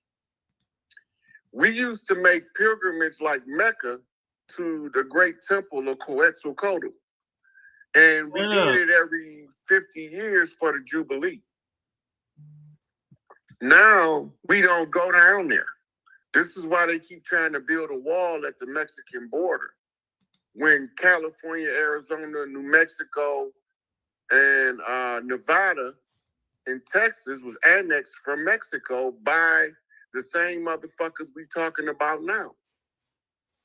When they came over here. So when they went to war, they pushed Mexico all the way back. That was called the buffer zone. When you're in a war, you sign a treaty. So you look at the Mexican-American Treaty, when they annexed that land, they wasn't supposed to colonize it. They wasn't supposed to displace the people. The Mexican military wasn't supposed to cross those lines of demarcation that was to keep their military from advancing in on the colonists. But once they annexed it as a protectorate and a no-fly zone for Mexican military, they just said, fuck it, they can't bring no military, we might as well colonize that shit. So the mound building culture is all over the Americas. And when Big Mama born on a different part, so Big Mama is going to become the grand matriarch on the land, right? Because when the most matriarchs loved and respect her, that's how she get her rank. It don't have nothing to do with the men. It's only and the matriarchy is the grand matriarch is raised by her influence and impact on the lives in a positive manner of the most women. Whoever gave the greatest impact worldwide at this point, because we got back to a global community now. So her influence, in order to be the grand matriarch in the Americas, she has to go around the world and get the approval, the love, and the respect of other matriarchs from around the world in order for us to raise the matriarchies. Then this is how you find her. And most of us chiefs don't remember how to find the grand matriarch to raise the matriarchy back at the close of every age. So only certain ones is tasked with putting certain stuff together. My task is I'm the dude in the barn that cleaned up the horse shit after everybody get there, packing them full of food and leaving them stuck in their stalls. I'm the shit cleaner. I'm the cleanup man. Last resort, the nigga don't nobody want to call because they can't control this nigga. He's incorrigible. Turn it up. He gonna always take the side of the motherfuckers at the bottom. The people. No matter who's on the top. Huh? You know, that kind of shit. They don't like for me to be in this position. So I'm a last resort situation for them to call me. All right, let me ask you this right here. So we know about this, the Mayans coming over to the Americas and populating a lot of these southeastern cultures coming up through the Carolinas. We know that Miami and a lot of these towns down there are named after Mayan towns, and that they 80% of the Hittite language comes out of the Muskogee language, come out the Mayan language. Can you talk to us about that connection right there? And are we the Mayans? Look, that's all our shit. All this our shit. This our culture. When you look at it, you identify with it, but you say, I don't know why I identify with that shit. I don't speak Spanish. Right. They ain't got nothing to do with Spanish. Them was the invaders, the Spaniards. Right? And the Spaniards was Tawny Moors. They was mulatto Moors. And the conquistadors was the blackamoors. They was the real power behind the advancing hordes that was coming over here. Right? They don't tell you they got motherfucking nappy head Mexicans with motherfucking chocolate skin. But they there. You pull up Afro-Mexican, you'll see them. Right. They ain't hard to find. But they want you to think that all of the Mexicans are the ones who mixed with the Chinese during the building of the railroads in the Southwest. We forgot about that. That's how come we got, all of us got Lee in our family. Bobby Lee, Jerry Lee, Alpha Lee, Henry Lee. Talk that shit. Right? That's because we made an agreement with the Chinese and them the motherfuckers that you calling Mexicans now. Because they half Chinese, half nigga. Them locals. Them vatos. Them chinos. Them Via Locus. Chinos. You did? All you got to do is watch their swagger. You ought to know your people when you see them dance. Because don't nobody got that rhythm like we do. Right. Nobody. I'm down here in Texas. I'm from Texas, so you know, the culture down here, I always tell people the culture down here, like we have a lot of Mexicans and they try to make it seem like it's Mexican culture, but most niggas in Texas don't know how to speak Spanish. We don't know nothing about Mexican culture because nigga culture overwhelms all of it. All of the Mexican culture was our culture. That's why we all eat tacos at home. You know, the dishes that's on the Mexican menu, we cook this shit at home. That's really our shit. And when you go to Mexico, these type of things not on the menu. I want to go into that conversation too because we know about the Colombia connection when they came over. The community in Nova Scotia to this day, them is her descendants. They've been there by order of Big Mama, the highest matriarch on the land at the time, gave them permission to settle Nova Scotia. Then Scottish children, we call them hillbillies. They live off in the hills. They like to wear them plaid shirts. Nah. Them good old boys, toilet tossing and shit. Them was the children of Scotta, and they was some of our strongest military. See, that those alliances was made long before they was kicked out of Europe.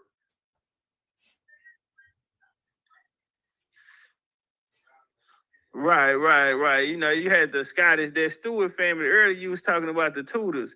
When the Tudors died, which would be Queen Elizabeth I, that she entered the House of Tudors. They're not the real Tudors. But you know, they was melanated though.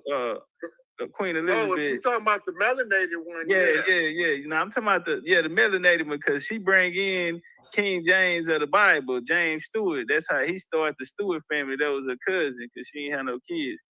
His family, they gonna uphold the Catholic part, and so I know you're familiar with the Jacobites. So when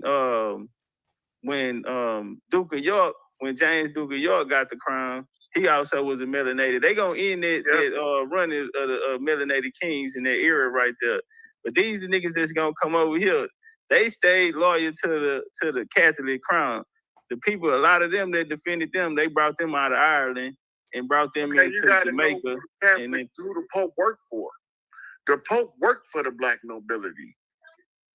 He was installed by Emperor Constantine, who was one of the black nobility. Mm-hmm. And the Nicene Council was full of the motherfucking priests that they had captured.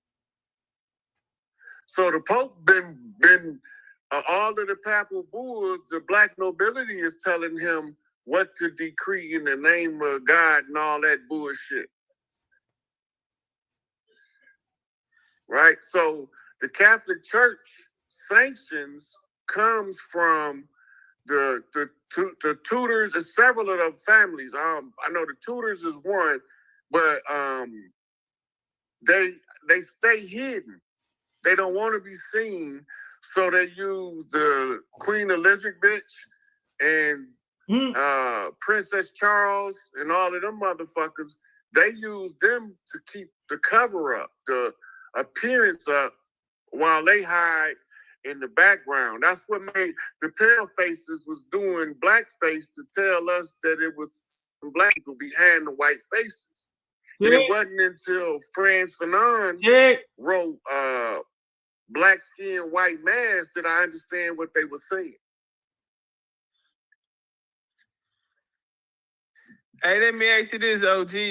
Are you familiar with soul food actually being Indian cuisine, American Indian? If you look it up, I love being under my mama and daddy.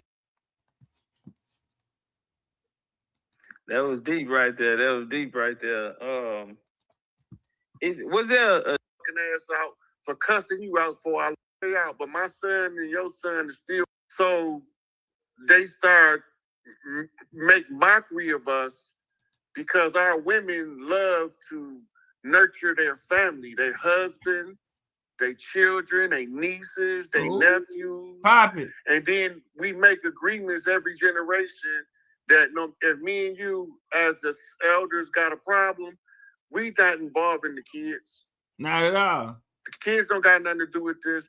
Me and you can fall all the way out, but my son and your son are still cousins, and I'm still gonna come pick your motherfucking son up, cuss your ass out on my way to take them roller skating together. You feel me? And then when I bring them back, you gonna cuss my motherfucking ass out for cussing you out before I left. And probably borrow some money. But guess what? The kids gonna look at us like they always at it, and they gonna still be jammed. We lost that concept when the invaders came. Pop that shit, huh? That was deep right there. Was there a spiritual system that we practice here? Look at Kim. Yeah, everything we did was part of our spiritual system. We believe that everything that we do it by the grace of the Creator giving us the will to perform in our life. So we show gratitude all day in performing to our highest capability what Big Mama endowed in us as the creator of who we are. So every form of worship was our form of worship. When the women cooked, that was one of their rituals. House cleaning was their way to create the environment to make their families love being at home. I love being under my mama and daddy, right? I like night with the family. I had that the love, the energy is created by us doing the thing that we love freely from the heart without any strings attached. And then when the family feel that energy and they return it back, this creates strong family bonds. The invaders' mission was to tear that apart, and they had a hell of a time doing it.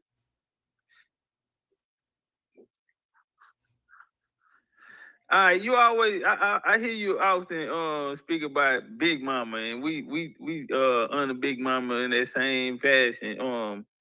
What is the importance of Big Mama, and why we only see Big Mama here in the America culture? Why we don't really well, they call them something different around the world, right?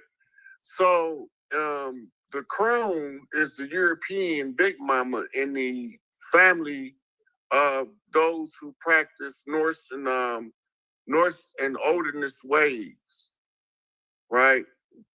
The lady that you see on with Tweety Bird that they call Granny, that's the Big Mama. Right, right.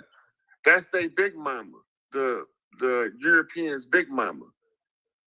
And she got to get her status the same way any other Big Mama do.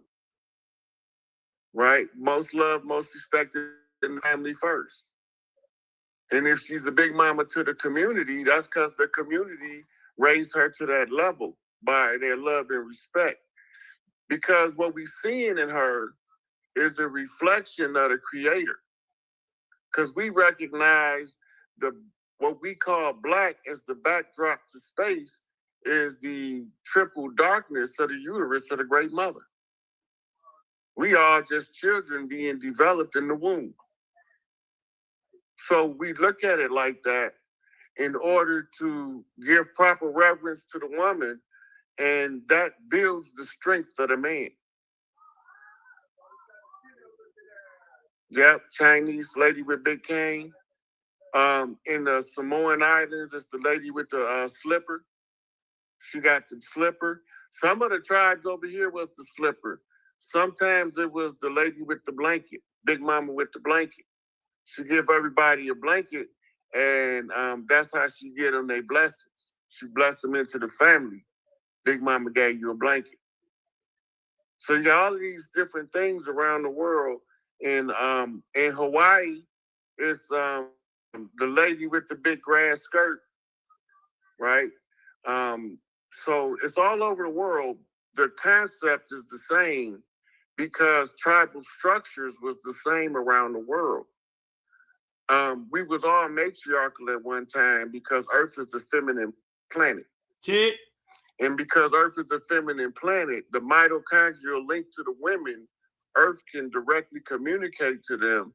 And Earth gets direct messages from the Father, which is the Sun, which is the UV rays, UVBs, UVAs. Shout out to Brother Kalai. Everybody, if y'all could give a shout out to the Brother Kalai Amun, who'll be dropping that science on the. Hey, you just get him on here.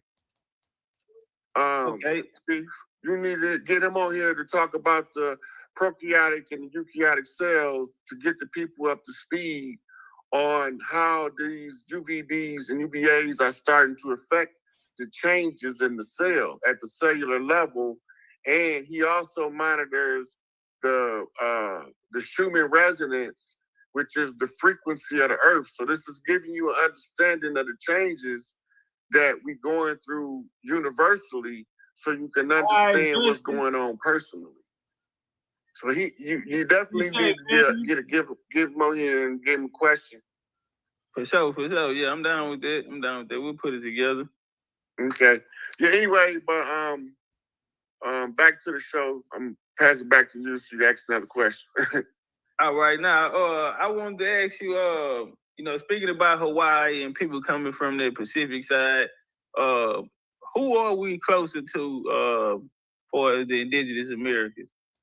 Ancient, who do we have an ancient connection with? We got ancient connections because we intermarry all over the world with the original tribes. They sit like the highest ranked king over here. All of the other tribal leaders around the world would send him wives as recognition and honor. And that's how he built his dynasty.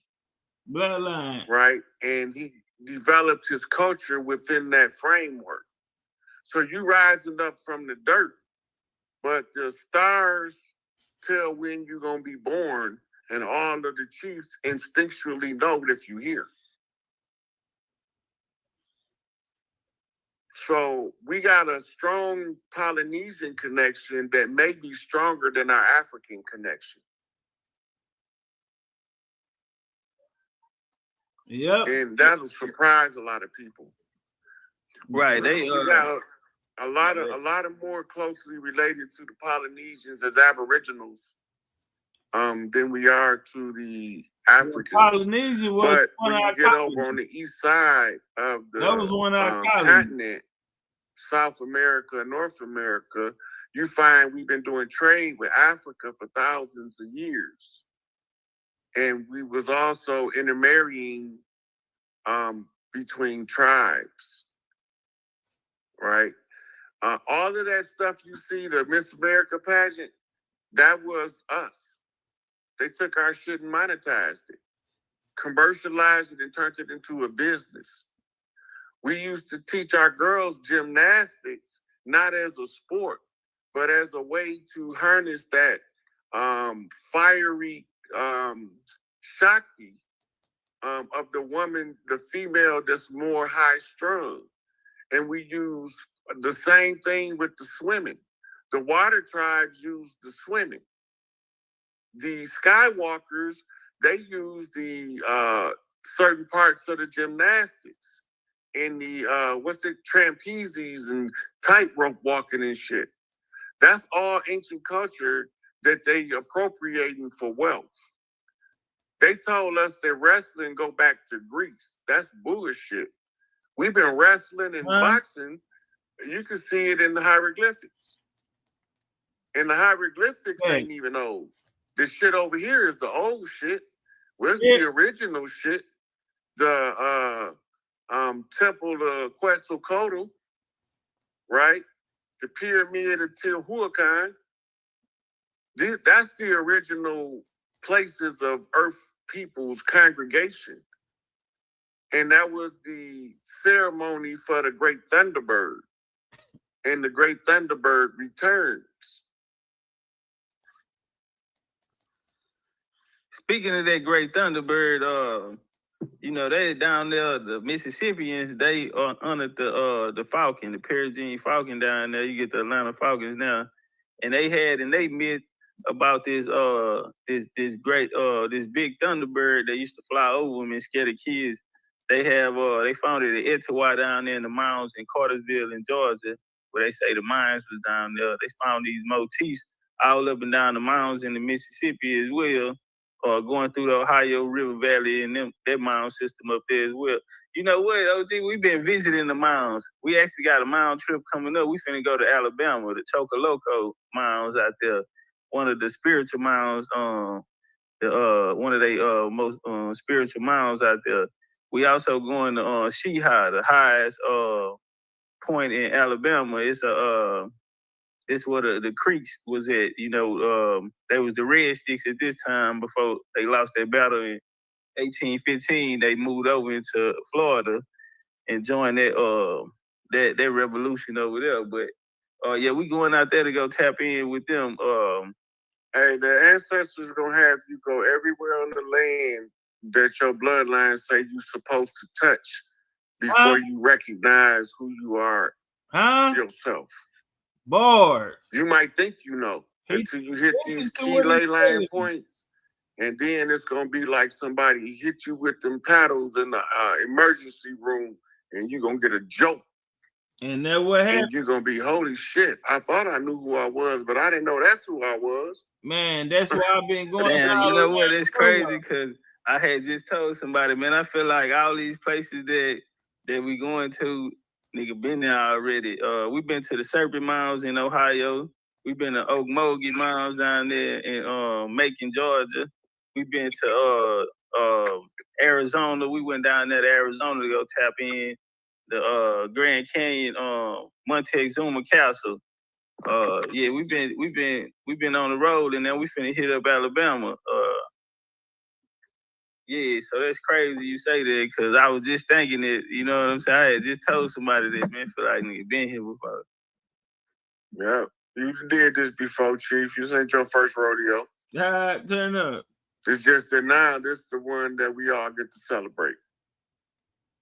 Hey man, and it's crazy, you know. What's the? Is it because you know what time? I know they say the calendars are wrong and off. What time are we in now that people are actually waking up, because they had this hold on us for so long, these other generations? What's so unique about this time? So first you got to look at the infinity loop. We in the center. Our consciousness, we gonna snap to the fifth 5D consciousness, which is gonna break us out of the 3D lockdown. So it's a time frame that it all gotta take place, but it's a galactic time frame. It's not an Earth time frame. So the time frame is difficult to know when it's gonna be over. But the women, if they oracles, will start to hear dates play in their mind. And when they look at the alignment of the stars, you'll know what type of event. And then you take that, you go to the tarot reader, and she read the energy with the cards. And then when she translate that, it could give you the exact day of a major event down to the description. Hold on, OG, because it was a tarot reader had, you know, said they wanted you to come on here and they feel like that you had something for them. So can you run that back? Because there might have been something for them right there. Yeah, it definitely was. I was talking about the messages, the spirit messages. And when the spirit message comes in, the women can hear a date. And they'll be looking at that date. And when they go cross-reference it with the star map to see what's taking place on that date, as far as planetary alignments, that's the astrologer. So then when you get the date and the energy of the event, you go to the tarot reader. And then the tarot reader will read the cards, and it's almost like she can take the energy then, and the cards is like alphabet, and they'll tell the story accurate down to the day and a description of the event. Hey, they use that's powerful. I got one more question for you, then we'll go to the question from the chat. Okay. All right, I talked to this guy named Horace Butler. He wrote a book called When Rocks Cried. And he told me something that stuck with me. He said that over here in the Americas, we created the Olympics. What's your thoughts on that in that connection? Because I heard you bring up the wrestling and how we created the wrestling and boxing, and they took that from us. So that's what brought that question right there to mind. The connection between the Americas and the Olympics. I mean, we are the coldest in the sports and everything, so it would be hard to place it somewhere else. Look, all of these sports, the reason why there's so many indigenous iconography is because these are sports that we already played. The rules might have been different, but we already played these sports. As far as the Olympics itself, we gave it to Egypt, they gave it to Greece, and Greece named it the Olympics. It wasn't always the Olympics. But what there was a purpose was to, for every nation on the planet to develop their youth into different skill sets. Some would be fighters, some would be boaters, speed rowers, some would be ice skaters. So you would always get all of the youth, the opportunity to present their skill set before the largest audience in the world. That's the original purpose was. If you go to Mexico, where they used to have what they call death tournaments, look at the size of the arena, and those are older than the Colosseums of Greece. Bars. You know what? I actually been there. I went down there to in the Yucatan, and I went there. And you know what he told me though, OG? He told me the same thing you just said. He said down there in Mexico, they still got the fields down there. Yeah, they're too big to hide. So they hide them in plain sight. They just tell you a lie about what it was. And say they built it. See, we put this here so for this purpose. Motherfucker, you ain't put that here. You wasn't even here yet. Right. What about the Mardi Gras? The Mardi Gras.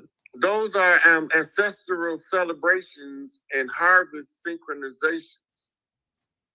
So Halloween is a pumpkin harvest festival in recognition of the earth going into the winter season, which is the season the earth is dead. Just as the seasons of a man's life, right? So when Thanksgiving came, that was the great harvest. And Big Mama always cooked the chief a turkey.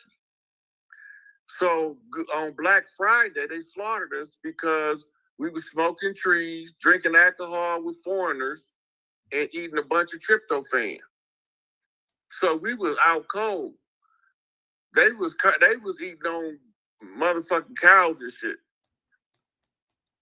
You know,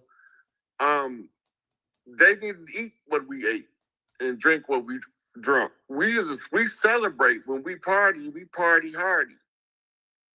But we wasn't paying that no attention. So when we went to sleep, they slaughtered us by night. That's why it's Black Friday. That's deep. That's deep. I want to take 2 questions from the audience, if that's cool with you. Let's go.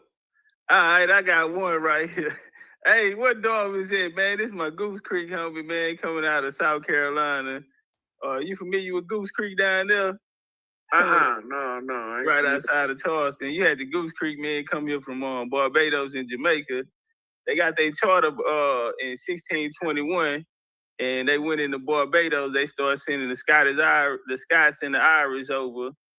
They lost the Civil War. They started sending them there. They hooked up with the Jews in out of Brazil.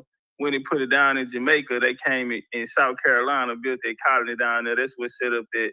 Started getting credit to them Indians out there. Them niggas, them Jews brought their credit to them Indians out there. Started the Yamasee War in 1715. But he said, ask Roy Hayes, were we the Moors? Did we call ourselves Moors? Hell no. Dog, bro. You brought it on yourself. Is it cool if I let him up? Yeah, let him on here. All right. Hey, Darvis. Hey, y'all, don't nobody move but Darvis, man. Let Darvis. Darvis, I told you I got you, family. Yeah, this is Goose Creek. He don't want to believe. Well, he say he is from Europe. He say he is. His people them came from Europe. He the black people that came from Europe and robbed the Indians. Yeah, he was a conquistador, blackamoor. He was free white people in law. Yeah, nah, you're right. That's exactly what he told us. Yeah. Hey, Darvis, go on, come on up, bro, for while we got the OG in here. Hey, while Darvis, we'll take another question from the audience. If anybody out there got over here, but they didn't run shit over here. Everybody sent somebody over here at some point in history, but this was not a community that the Moors is 1,200 years old. I mean, 800 years old. The word Moor is an 800-year-old word. I understand what you're saying, But what I'm asking you was, were there ever anybody over here that called themselves Moors? Or did the people over here ever call themselves Moors? And you said no. When the invaders came over here. Once the invaders came over here, we had Moors on the land. All right. So that's what you stand at. Cool. What do you have a time frame when you saying do you disagree with it? Look, the Europeans ousted the Moors from Spain, and that was around 1411. They since Columbus got over here in 1492. They didn't finish exiling until about 1522. When they exiled them, they sent them to Northwest Africa that was called Al-Maghrib. And Al-Maghrib is where they came over here from when they began to invade as conquistadors. Blackamoor conquistadors. That's when they started coming over here. And I was listening to the bill earlier, man. You seen, I like the bill. I'll say that there, man. But I gotta disagree with that Moorish thing, though. Oh, you have absolutely respectfully, you know what I mean? Because you gotta remember now, when they got kicked out of that place they call Al-Andalus or Spain, they left. They had to go back home. Based on they were running from the Catholics and dealing with the Inquisition. All right, when they went back home, a lot of them boys came here to the Americas because they went back home where they were from. They were doing trade here. No, go back and look it up. Al-Maghrib. Listen, I know a lot of them went down. Listen, a lot of them went down north. Hold up, Darby, let him get it out. That's where they sent them to first. But at the time they was exiling them to Al-Maghrib, the black nobility was sending scouts out for places for them to go over here. That's what brought Columbus and Pietro del Negro to the land. They was coming to scout the land out for the Moors' conquest. It's in the writings of motherfucking Christopher Columbus when he was talking about how motherfucking simple it was going to be to conquer these people. He came as the investigators for the Moors. But when you read they came before Columbus, you will realize that they had sent infiltrators way earlier. All right, cool. Listen, I don't agree with that, and I agree to disagree because, like I said, I got other sources that prove otherwise. Okay. And that's something we get into. I don't want to interrupt you on your bill or whatnot. See, Topcatz threw me up there because he know that I'm a Moor. Look, and he want, you know what I'm saying? He want me to say father or whatnot. You know what I mean? And I'm not gonna do that. You cool. I don't got no problem with you being a Moor. But while you see these indigenous people reclaiming the land, you can continue to be a Moor, but don't get in the way. No, all right, cool. Listen, I follow me. The whole family. Don't misunderstand me. All right, at one time, we called ourselves Moors. We was a part of this empire that did trade throughout the world at one point in time. Before that, we was something else. After that, we was something else. But at one time, we did consider ourselves as Moors. There's acts passed through Congress, there's treaties and all that was written there. Listen. And if you're a historian, you have to recognize that. If you don't recognize it, that means you must have some kind of issue with the Moors. That you gotta have some kind of. Listen, all this Moorish shit is not 500 years old. Period. What? All this Moorish shit don't say that. Don't say that. All right. Don't say that, man. Even 500 years old. King, don't say that, man. All right, Darby. Appreciate that. Right, that had it in there. Appreciate your question. Babowski wrote about it. You know what? Go ahead with your bill, King. I don't want to stop your bill. All right, man. You can drop back down. We're going to close out. Appreciate you coming through, though. Appreciate your question, man. Peace, God. All right, y'all. We got Superior Mind. I'm going to drop the link down there for Superior Mind. This is going to be the last one. All right, pull up Superior if you got your question ready.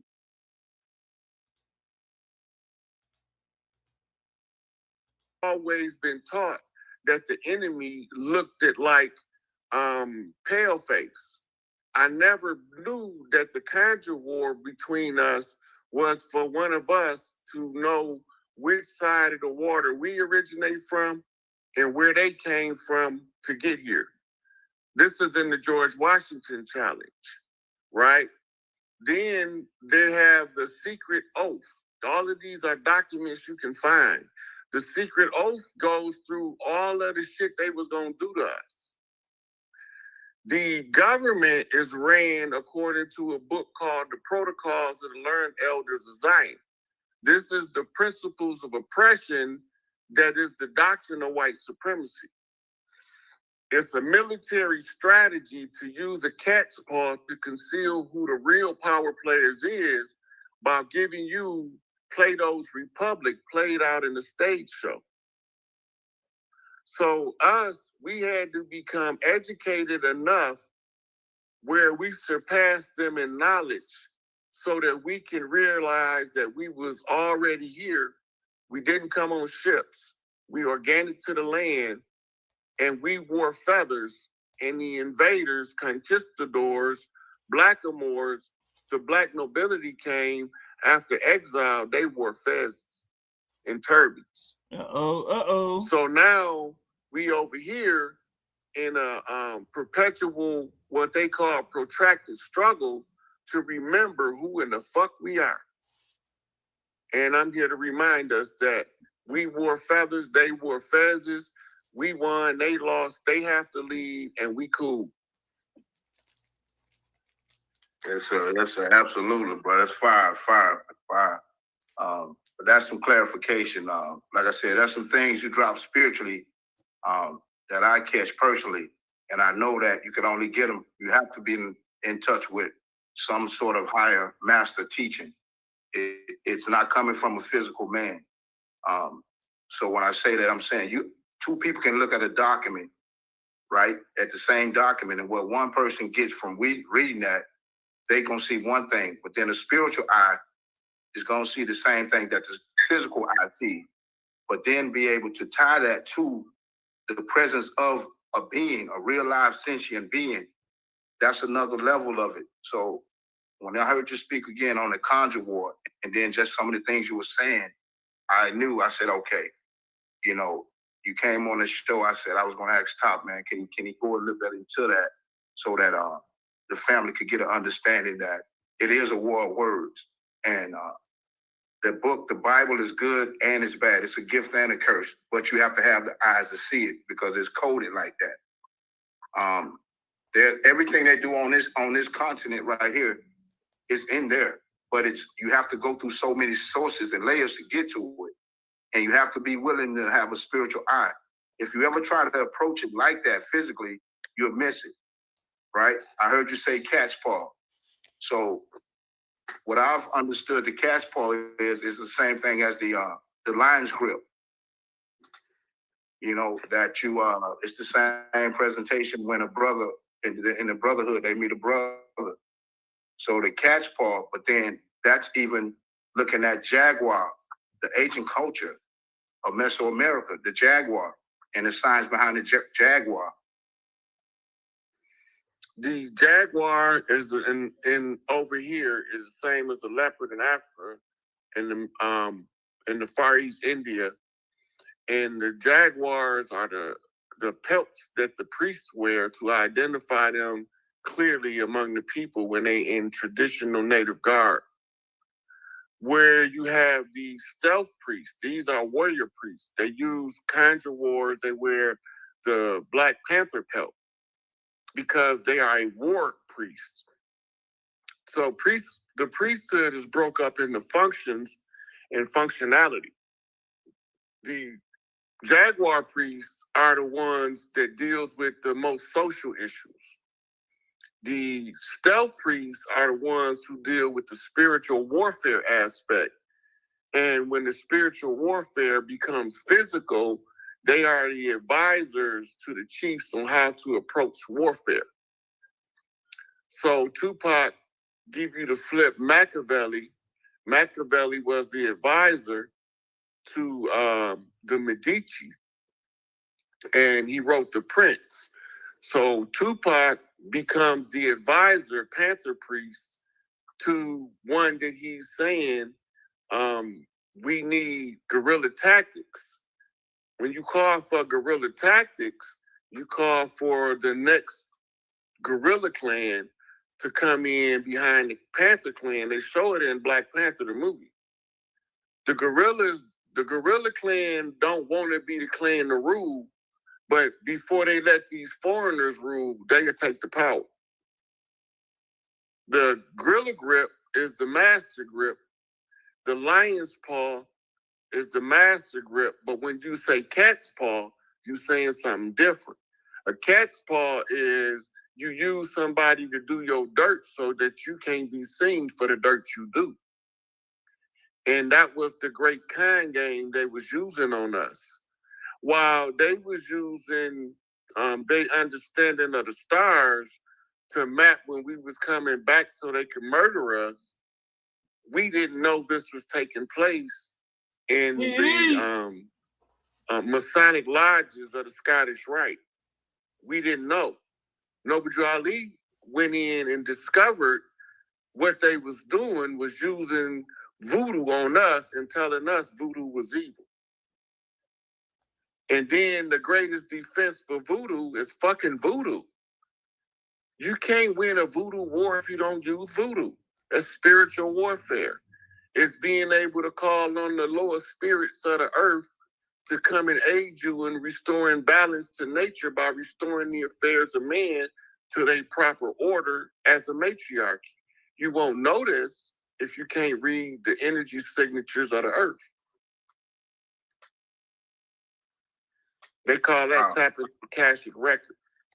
Wow, that's interesting. You said about the you mentioned about the cat's paw. What do you think about when we look at the Florida Panther, right? What they would call the Florida Panther, which some biologists they label it as a cross between a African leopard and an indigenous jaguar.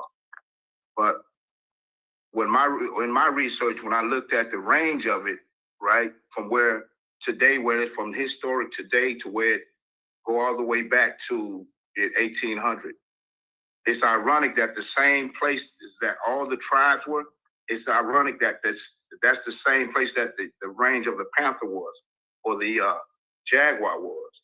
But what they have now is what they call a panther, which is just a genus class of it. It's not really the species. So we call them black jaguars, but they're labeling it as a leopard and or a hybrid mix between that African leopard and a jaguar. We've been had black jaguars over here ever since jaguars been here. They pop up periodically in the species naturally. The same way that the black leopard is the black panther from Africa, right? It still got spots, whether it's a jaguar or a leopard, but it's just black because of its function in nature. It serves a purpose, but the priesthood of the jaguar hold that sacred secret about the purpose of the black jaguar, right? I gave you the exoteric version of the stealth priests and advisors to the chiefs. The black leopard is from Africa. The black jaguar is from over here. And both of them are called black panthers. We also get black cougars over here. Yeah. The ironic thing about a black cougar is it got spots like a jaguar. But the regular cougar don't have spots normally. Right. That's a good question. So one more question now. I don't want to hog it up, brother. What do you think about represents? Because this is just a topic that I've been working on for like the last month. To go back to what, like you said, about places you go, we think we've been there. We haven't been there. We're the first ones to be there. And truth and reality is spiritually, when you look at it, it's just an ancestor. We're just walking in the footsteps of our ancestors. So we are our ancestors coming back to restore what we fucked up before. Right. So with that being said, I looked at the length of time I've been here, and I'm in Central Florida, but I've been in Florida more than half of my life. And my people want me to move, but it's something about this land that I have a connection to, and I'm gonna tell you why real quickly. When I got ready to get out the Army in 2002, right? My wife called at the time I was married. She's just messing around. She called a tarot card reader, And long story short, what the lady told me, she said that I see you around. You're going to be surrounded by water on 3 sides. I had never been to Florida. I moved back to Atlanta. I moved to Florida 2 years once I got back to Atlanta, and I've been in Florida ever since. But I stayed close to the beach, and I'm a Scorpio. That's my sun and ascendant. So I've been surrounded by water on 3 sides, but it's something about the land, and I've always been in this area of the Temuco people. But just recently, that study resonated with me, and I sat and meditated on it, even just going through it. I took my time with it, and I've been there where these people have been. I see that, I could sense that spiritually. So my point is that with those people, do you think that the descendants of those people, some of those people are still here in this region today, and that this theory that they are dead as a tribe is farce? What's your take on the Temuco people and their ancestry? Carla Faye. Well, we missed you. They've been there longer than the settlers. Congratulations on your graduation. Those are parts of those tribes. Gotta see some The roses. Seminole War. They just call us Seminoles to indicate that we was mixed up from among the tribes across the land. We got a rich culture down there. The culture is written on everything down there. You can't hide it. We used to walk the trees from Florida to Louisiana without ever touching the ground. Those were the Skywalker clans, right? They burned down the trees and chopped them down because they couldn't get us out of the thicket. We used to run in the water. The alligators wouldn't attack us, but they would attack them. So they started baiting the alligators with our babies. This is what was going on the land. And they needed the alligators to develop a taste for our flesh because they wouldn't attack us, but they would attack the invaders. We used to ride alligators down the river. They swim us all the way down the river. Tap him with the stick, and he'll roll to the bank and drop your ass off and go on about his business. Once the invaders came, we can't ride alligators like that no more. The Sobek priestess has been spoiled by the invaders because that's the priesthood that used to ride the fucking alligators. Tribe Skull. Why you ain't hit my DM yet? In Africa, where the crocodiles are. The crocodile was sacred over there. Right, the alligator was sacred over here. And so all of our culture is written all over the land, but they've given us misdirection as to what we see. You see that, but that's not what it means. Tribe Star, why you ain't hit my DM? Tribe Star.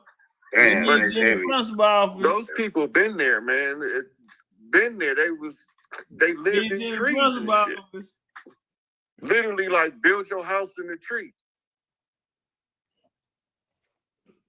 And they built roadways that you could walk on with rest stations for you to have miss you. Guest you know we quarters. love you. And all of the big mamas would be lined up at intervals because they know how long you're going to walk before you get tired and need to rest and eat. They chopped all that. That's what all of the lumberjack legends is about. Them chopping the trees down on our land in order to overthrow the people, because we intimately connected to all of the nature of the land we from. Yeah, that's on point though, because that with the Temuco people, man. And even when I did in my study, what I saw was they demonized the Temuco people and said that they ate alligators like that often. But being down here, if you ever lived in Florida, people just used to it. It doesn't freak people out. They're just part of the community. Regular people down here, we don't get freaked out by seeing alligators. That's just what looked like a nice little lake. We just know, okay, it look to outside, it looked like you can go swimming in there. Your ass get off in there, and then it's going to be a whole nother story. You know what I'm saying? Mm-hmm. So, but it's strange that when you mentioned the part about they was the Jaguar there, and then the crocodile here, I found a picture of a jaguar, you know, feasting on a crocodile down in South America. They hunt them, right? Yeah. So that's crazy that you said that, and I made a meme with that, with the jaguar snatching the fucking crocodile up out the water, biting him on the back of the neck.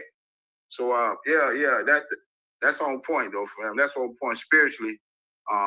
You know, I can agree with you, man. I ain't no young buck in this, and you know, I use wisdom, discernment. I have my own study tools, my own methods, but you know, it's thorough. So when you come up with something spiritual, I can pretty much rest assured that your other information is tied to it and linked to it. It ain't got to be 100% correct, but it's that you understand it and you walk in your truth, and your light is shining, and it's a beacon. And you know, people listening, and we appreciate you, man. I appreciate you. Salute to you. I appreciate you too, brother. In a real way, you know, that was deep too. Right there, you said, OG, when you was talking that connection with the trees, you know, the tribe, the southeastern tribe, they used to bury they ancestors in trees. You feel me? So yeah, that was deep right there. But man, I want to appreciate you giving us the time tonight to come through and build with us, man. Shout out to the homie Chief of Chief for making that happen, putting that together. I'm definitely gonna tap back in with you, man. And if you give us another time to shine, this our backup channel over here. They shot me down over there on that Kanye. I played the Kanye video. They shot me down for it on my other channel, but I definitely want to make that connection though. Bring you back on, man. Come rock out with us, man. We're a community, man. American Indians from all over, and shit, we trying to put it back and preserve our ancestors, man. Our truths here. Our family connection, we real big on genealogy, telling our story, knowing what happened to us, you know, going back in our genealogy, finding our, you know, our family migrations, anybody fought in wars, armies, and putting our story back together, you know. And, you know, it's real good to have an OG like you to come through and especially to be standing on indigenous paradigm, but definitely having that connection, you know, to come, you know, have these messages that you do have, you feel me? So definitely want to appreciate you coming through, rocking with us, man. I hope this ain't the only time. You got some last words or some last words to the people? Hold on, I do have a question for you. If you wanted anybody to know anything about, you know, Rod Hayes when this is over with, you know, what would that be? When you're done with your journey, when, you know, you did your work, how would you want to be remembered? I would like for them to be like, when nobody else couldn't see it, he seen it and told us and walked us to the promised land. That right there, that's enough. Once we wake up, if I'm responsible in any kind of way, just remember that I had played a part, but I stood on the shoulders of many giants in order to see what I see. I didn't get here by myself. I didn't do this alone. It was many of us. Poppy. And many of the elders left many clues for me to put the shit together. And I was perceptive enough to listen to the elders of our people and override the miseducation of the invaders on the land. And I brought us back to an understanding of who we were. I was a contributing factor, but I wasn't the only factor. Check. That's how I would like to be. That wild folk was riding so hard. That's deep, man. Appreciate your time, OG, man. I hope you enjoy the rest of your night. Man, I had a blast, man. I enjoyed the conversation. I'm grateful for the invite. We can reach more of our people when we start networking like this. Check. So I'd be glad to come back. Just let me know when you need me. Hey, let's get some flames in the building, man. Shout out to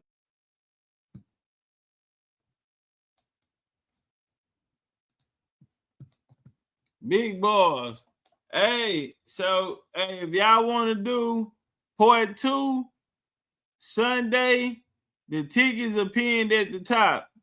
We already got 4 people who caught it and bought their tickets. So we already got 4 people bought their tickets. If y'all want to see part 2 Sunday, or if y'all want to push it back to get y'all affairs in order, let me know. But the tickets are up. I'm ready to go, locked and loaded. And I hope y'all are, man. Appreciate y'all time. And bring it on in, man. Y'all know how this go. As long as we got each other, we don't need nobody else. You did? Any gang get on bang or get bang bang. That part.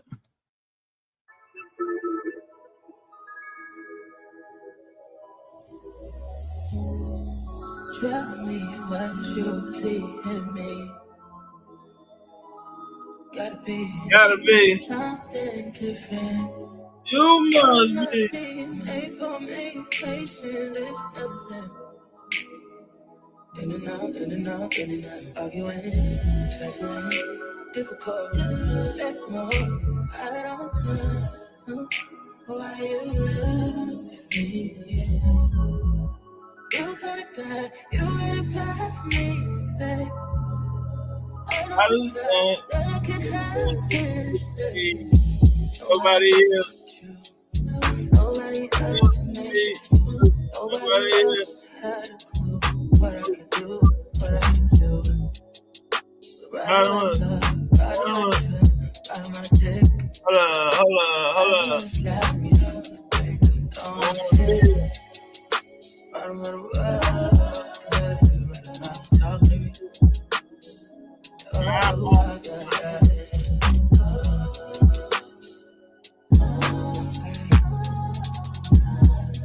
Feel it in my heart, feel it in my mind, feel it in my body.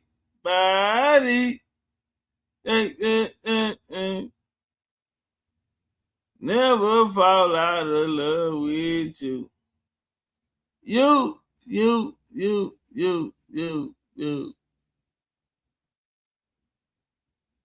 Man, I was looking for my Jammy Jam, and I can't see it.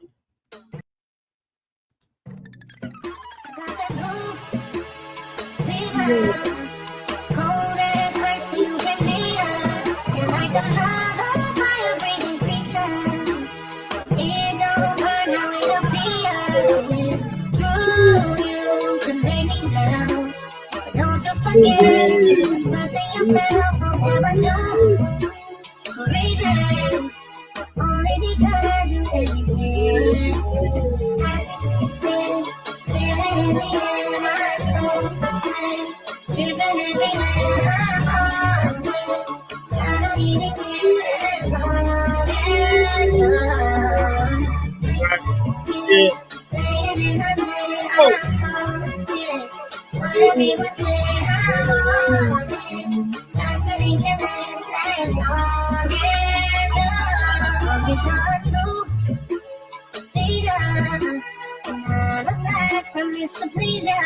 If you're open by this reason, and I decided to go out swinging. If you shoot, then you can do it. Every single time until you ask you say that I was so. I'm feeling. Tell me where do we go from here? Feeling in the air, my soul. Dripping everywhere, I'm on this. I don't even care as long as you're playing in my brain. I'm on this. Whatever you would say, I'm on this. I couldn't care less as long as I'm burning.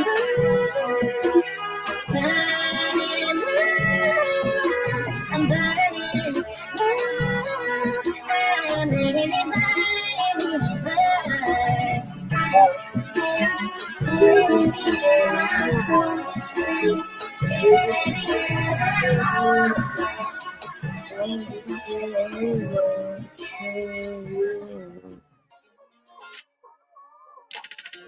Give me a run for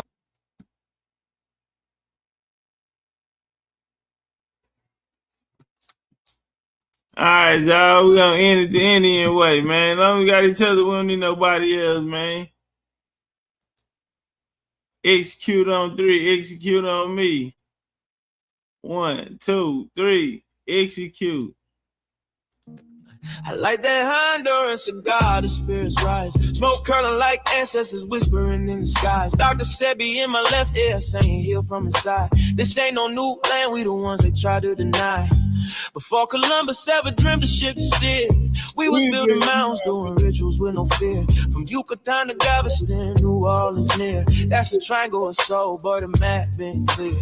Second lines ain't parades, that's ancestral rights. Tambourines and feathers under full moonlight. We ain't immigrants now, we the original mind. Built pyramids and bone flutes before Rome took flight. Topcatz said it loud, stop begging for permission. Our culture ain't missing, it's just deep in tradition. We ain't African cause they told us we remember the mission. The land speaks Creole, soul food and intuition. We been here through the blood and the drum, through the elders, the chants and the kiss of the sun. Smoke rise from the leaf, yeah, we talk to the sky. And the ancestors' rhythm, we never die. We been here, oh yeah, we been here. Way before they wrote their lives, we still live. This our home, not a place we disappear. Jaheim singing true through the pain and the tears. Granny sat me down, roll something slow. Said when you puff, give thanks, let the cosmos know. I inhale the jungle, exhale the flow. Spitting stories that the textbook still scared to show. Cigar lit like a torch from ancient rites. Aromas like prayers to the Orishas at night. New Orleans ain't a tourist tale, it's black divine. Where the jazz horns spend time and the spirits align. Forget Columbus, we was dancing in stars.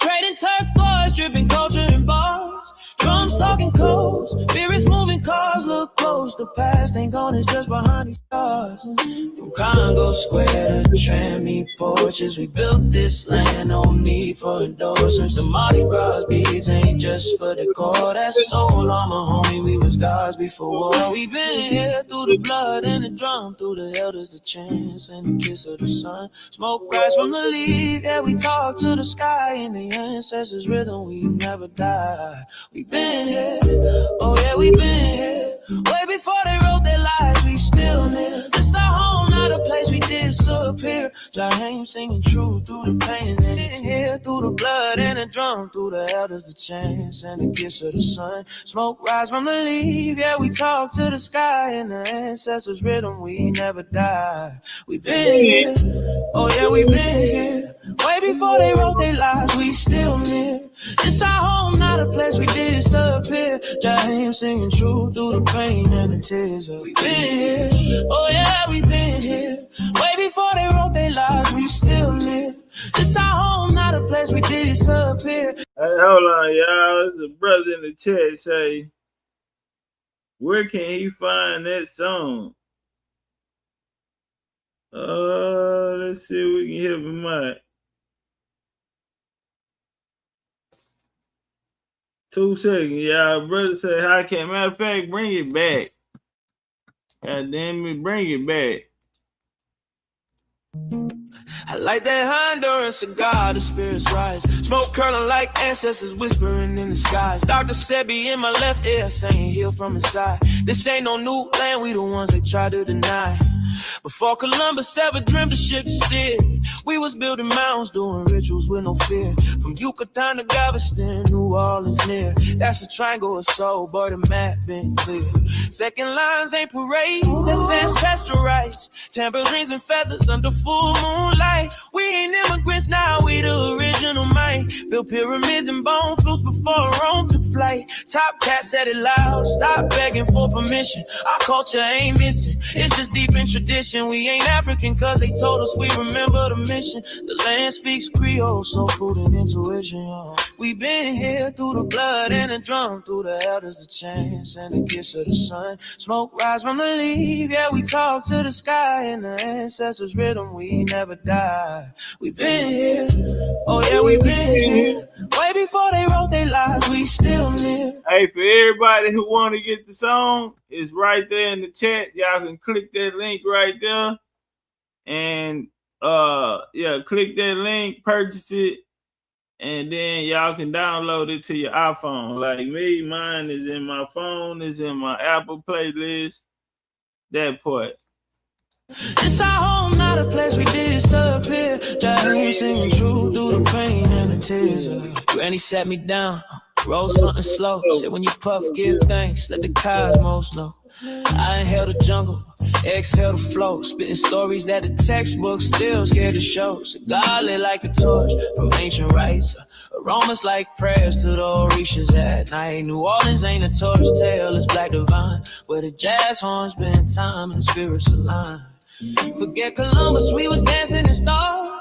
Trading turquoise, dripping culture in bars. Drums talking codes, spirits moving cars. Look close, the past ain't gone, it's just behind these stars. From Congo Square to Trammy porches, we built this land, no need for endorsements. The Mardi Gras beads ain't just for decor. That's soul armor, homie, we was gods before war. We been here through the blood and the drum, through the elders, the chants and the kiss of the sun. Smoke rise from the leaf, yeah, we talk to the sky. In the ancestors' rhythm, we never die. We been here, oh yeah, we been here. Way before they wrote their lives, we still live. This our home, not a place we disappear. Jaheim singing true through the pain and the tear, through the blood and the drum, through the elders, the chants and the kiss of the sun. Smoke rise from the leaf, yeah, we talk to the sky. In the ancestors' rhythm, we never die. We been here, oh yeah, we been here. Way before they wrote their lives, we still live. It's our home, not a place we disappear. Jaheim singing true through the pain and the tears. We been here. Oh. Mike Eastman, DC in the building. Shout out Mike Easton. Shout out to Z. Shout out to Z out of DC, man. Southeast, you did. Shout out to Freeman. Yeah, man. Shout out to the gang, man. Shout out to the whole DC fam. You feel me? That part, big engine. Hey, part 2, if y'all want to tap in Sunday, part 2 will be at the top. Hopefully we'll get started by 1 or 2 p.m. So if y'all free on that day, or let me know right now, we need to move the date back. But that's part 2. I'm ready to get it over with so we can get to the next one. You feel me? And we'll drop our children book on Valentine's Day. We're going to drop our children book on Valentine's Day. Turn up. Yeah, we been here. Way before they wrote their lives, we still live. It's our home, not a place we disappear. Jaheim singing true through the pain and the tears. We gone. I love y'all. Hey, get your tickets to the lecture. Is up top. And man, we'll have class up. Y'all gotta let me know if y'all want the regular class, or do y'all want the Wild Indian class with BCU in there. Rod Hay pulled up, Z out of DC. Man, it was a gang of us in there, man. And boy, we had a good time, man. We had a good time. So yeah, y'all want to miss class and thinking it ain't gonna be this or that? Well, you are sadly mistaken.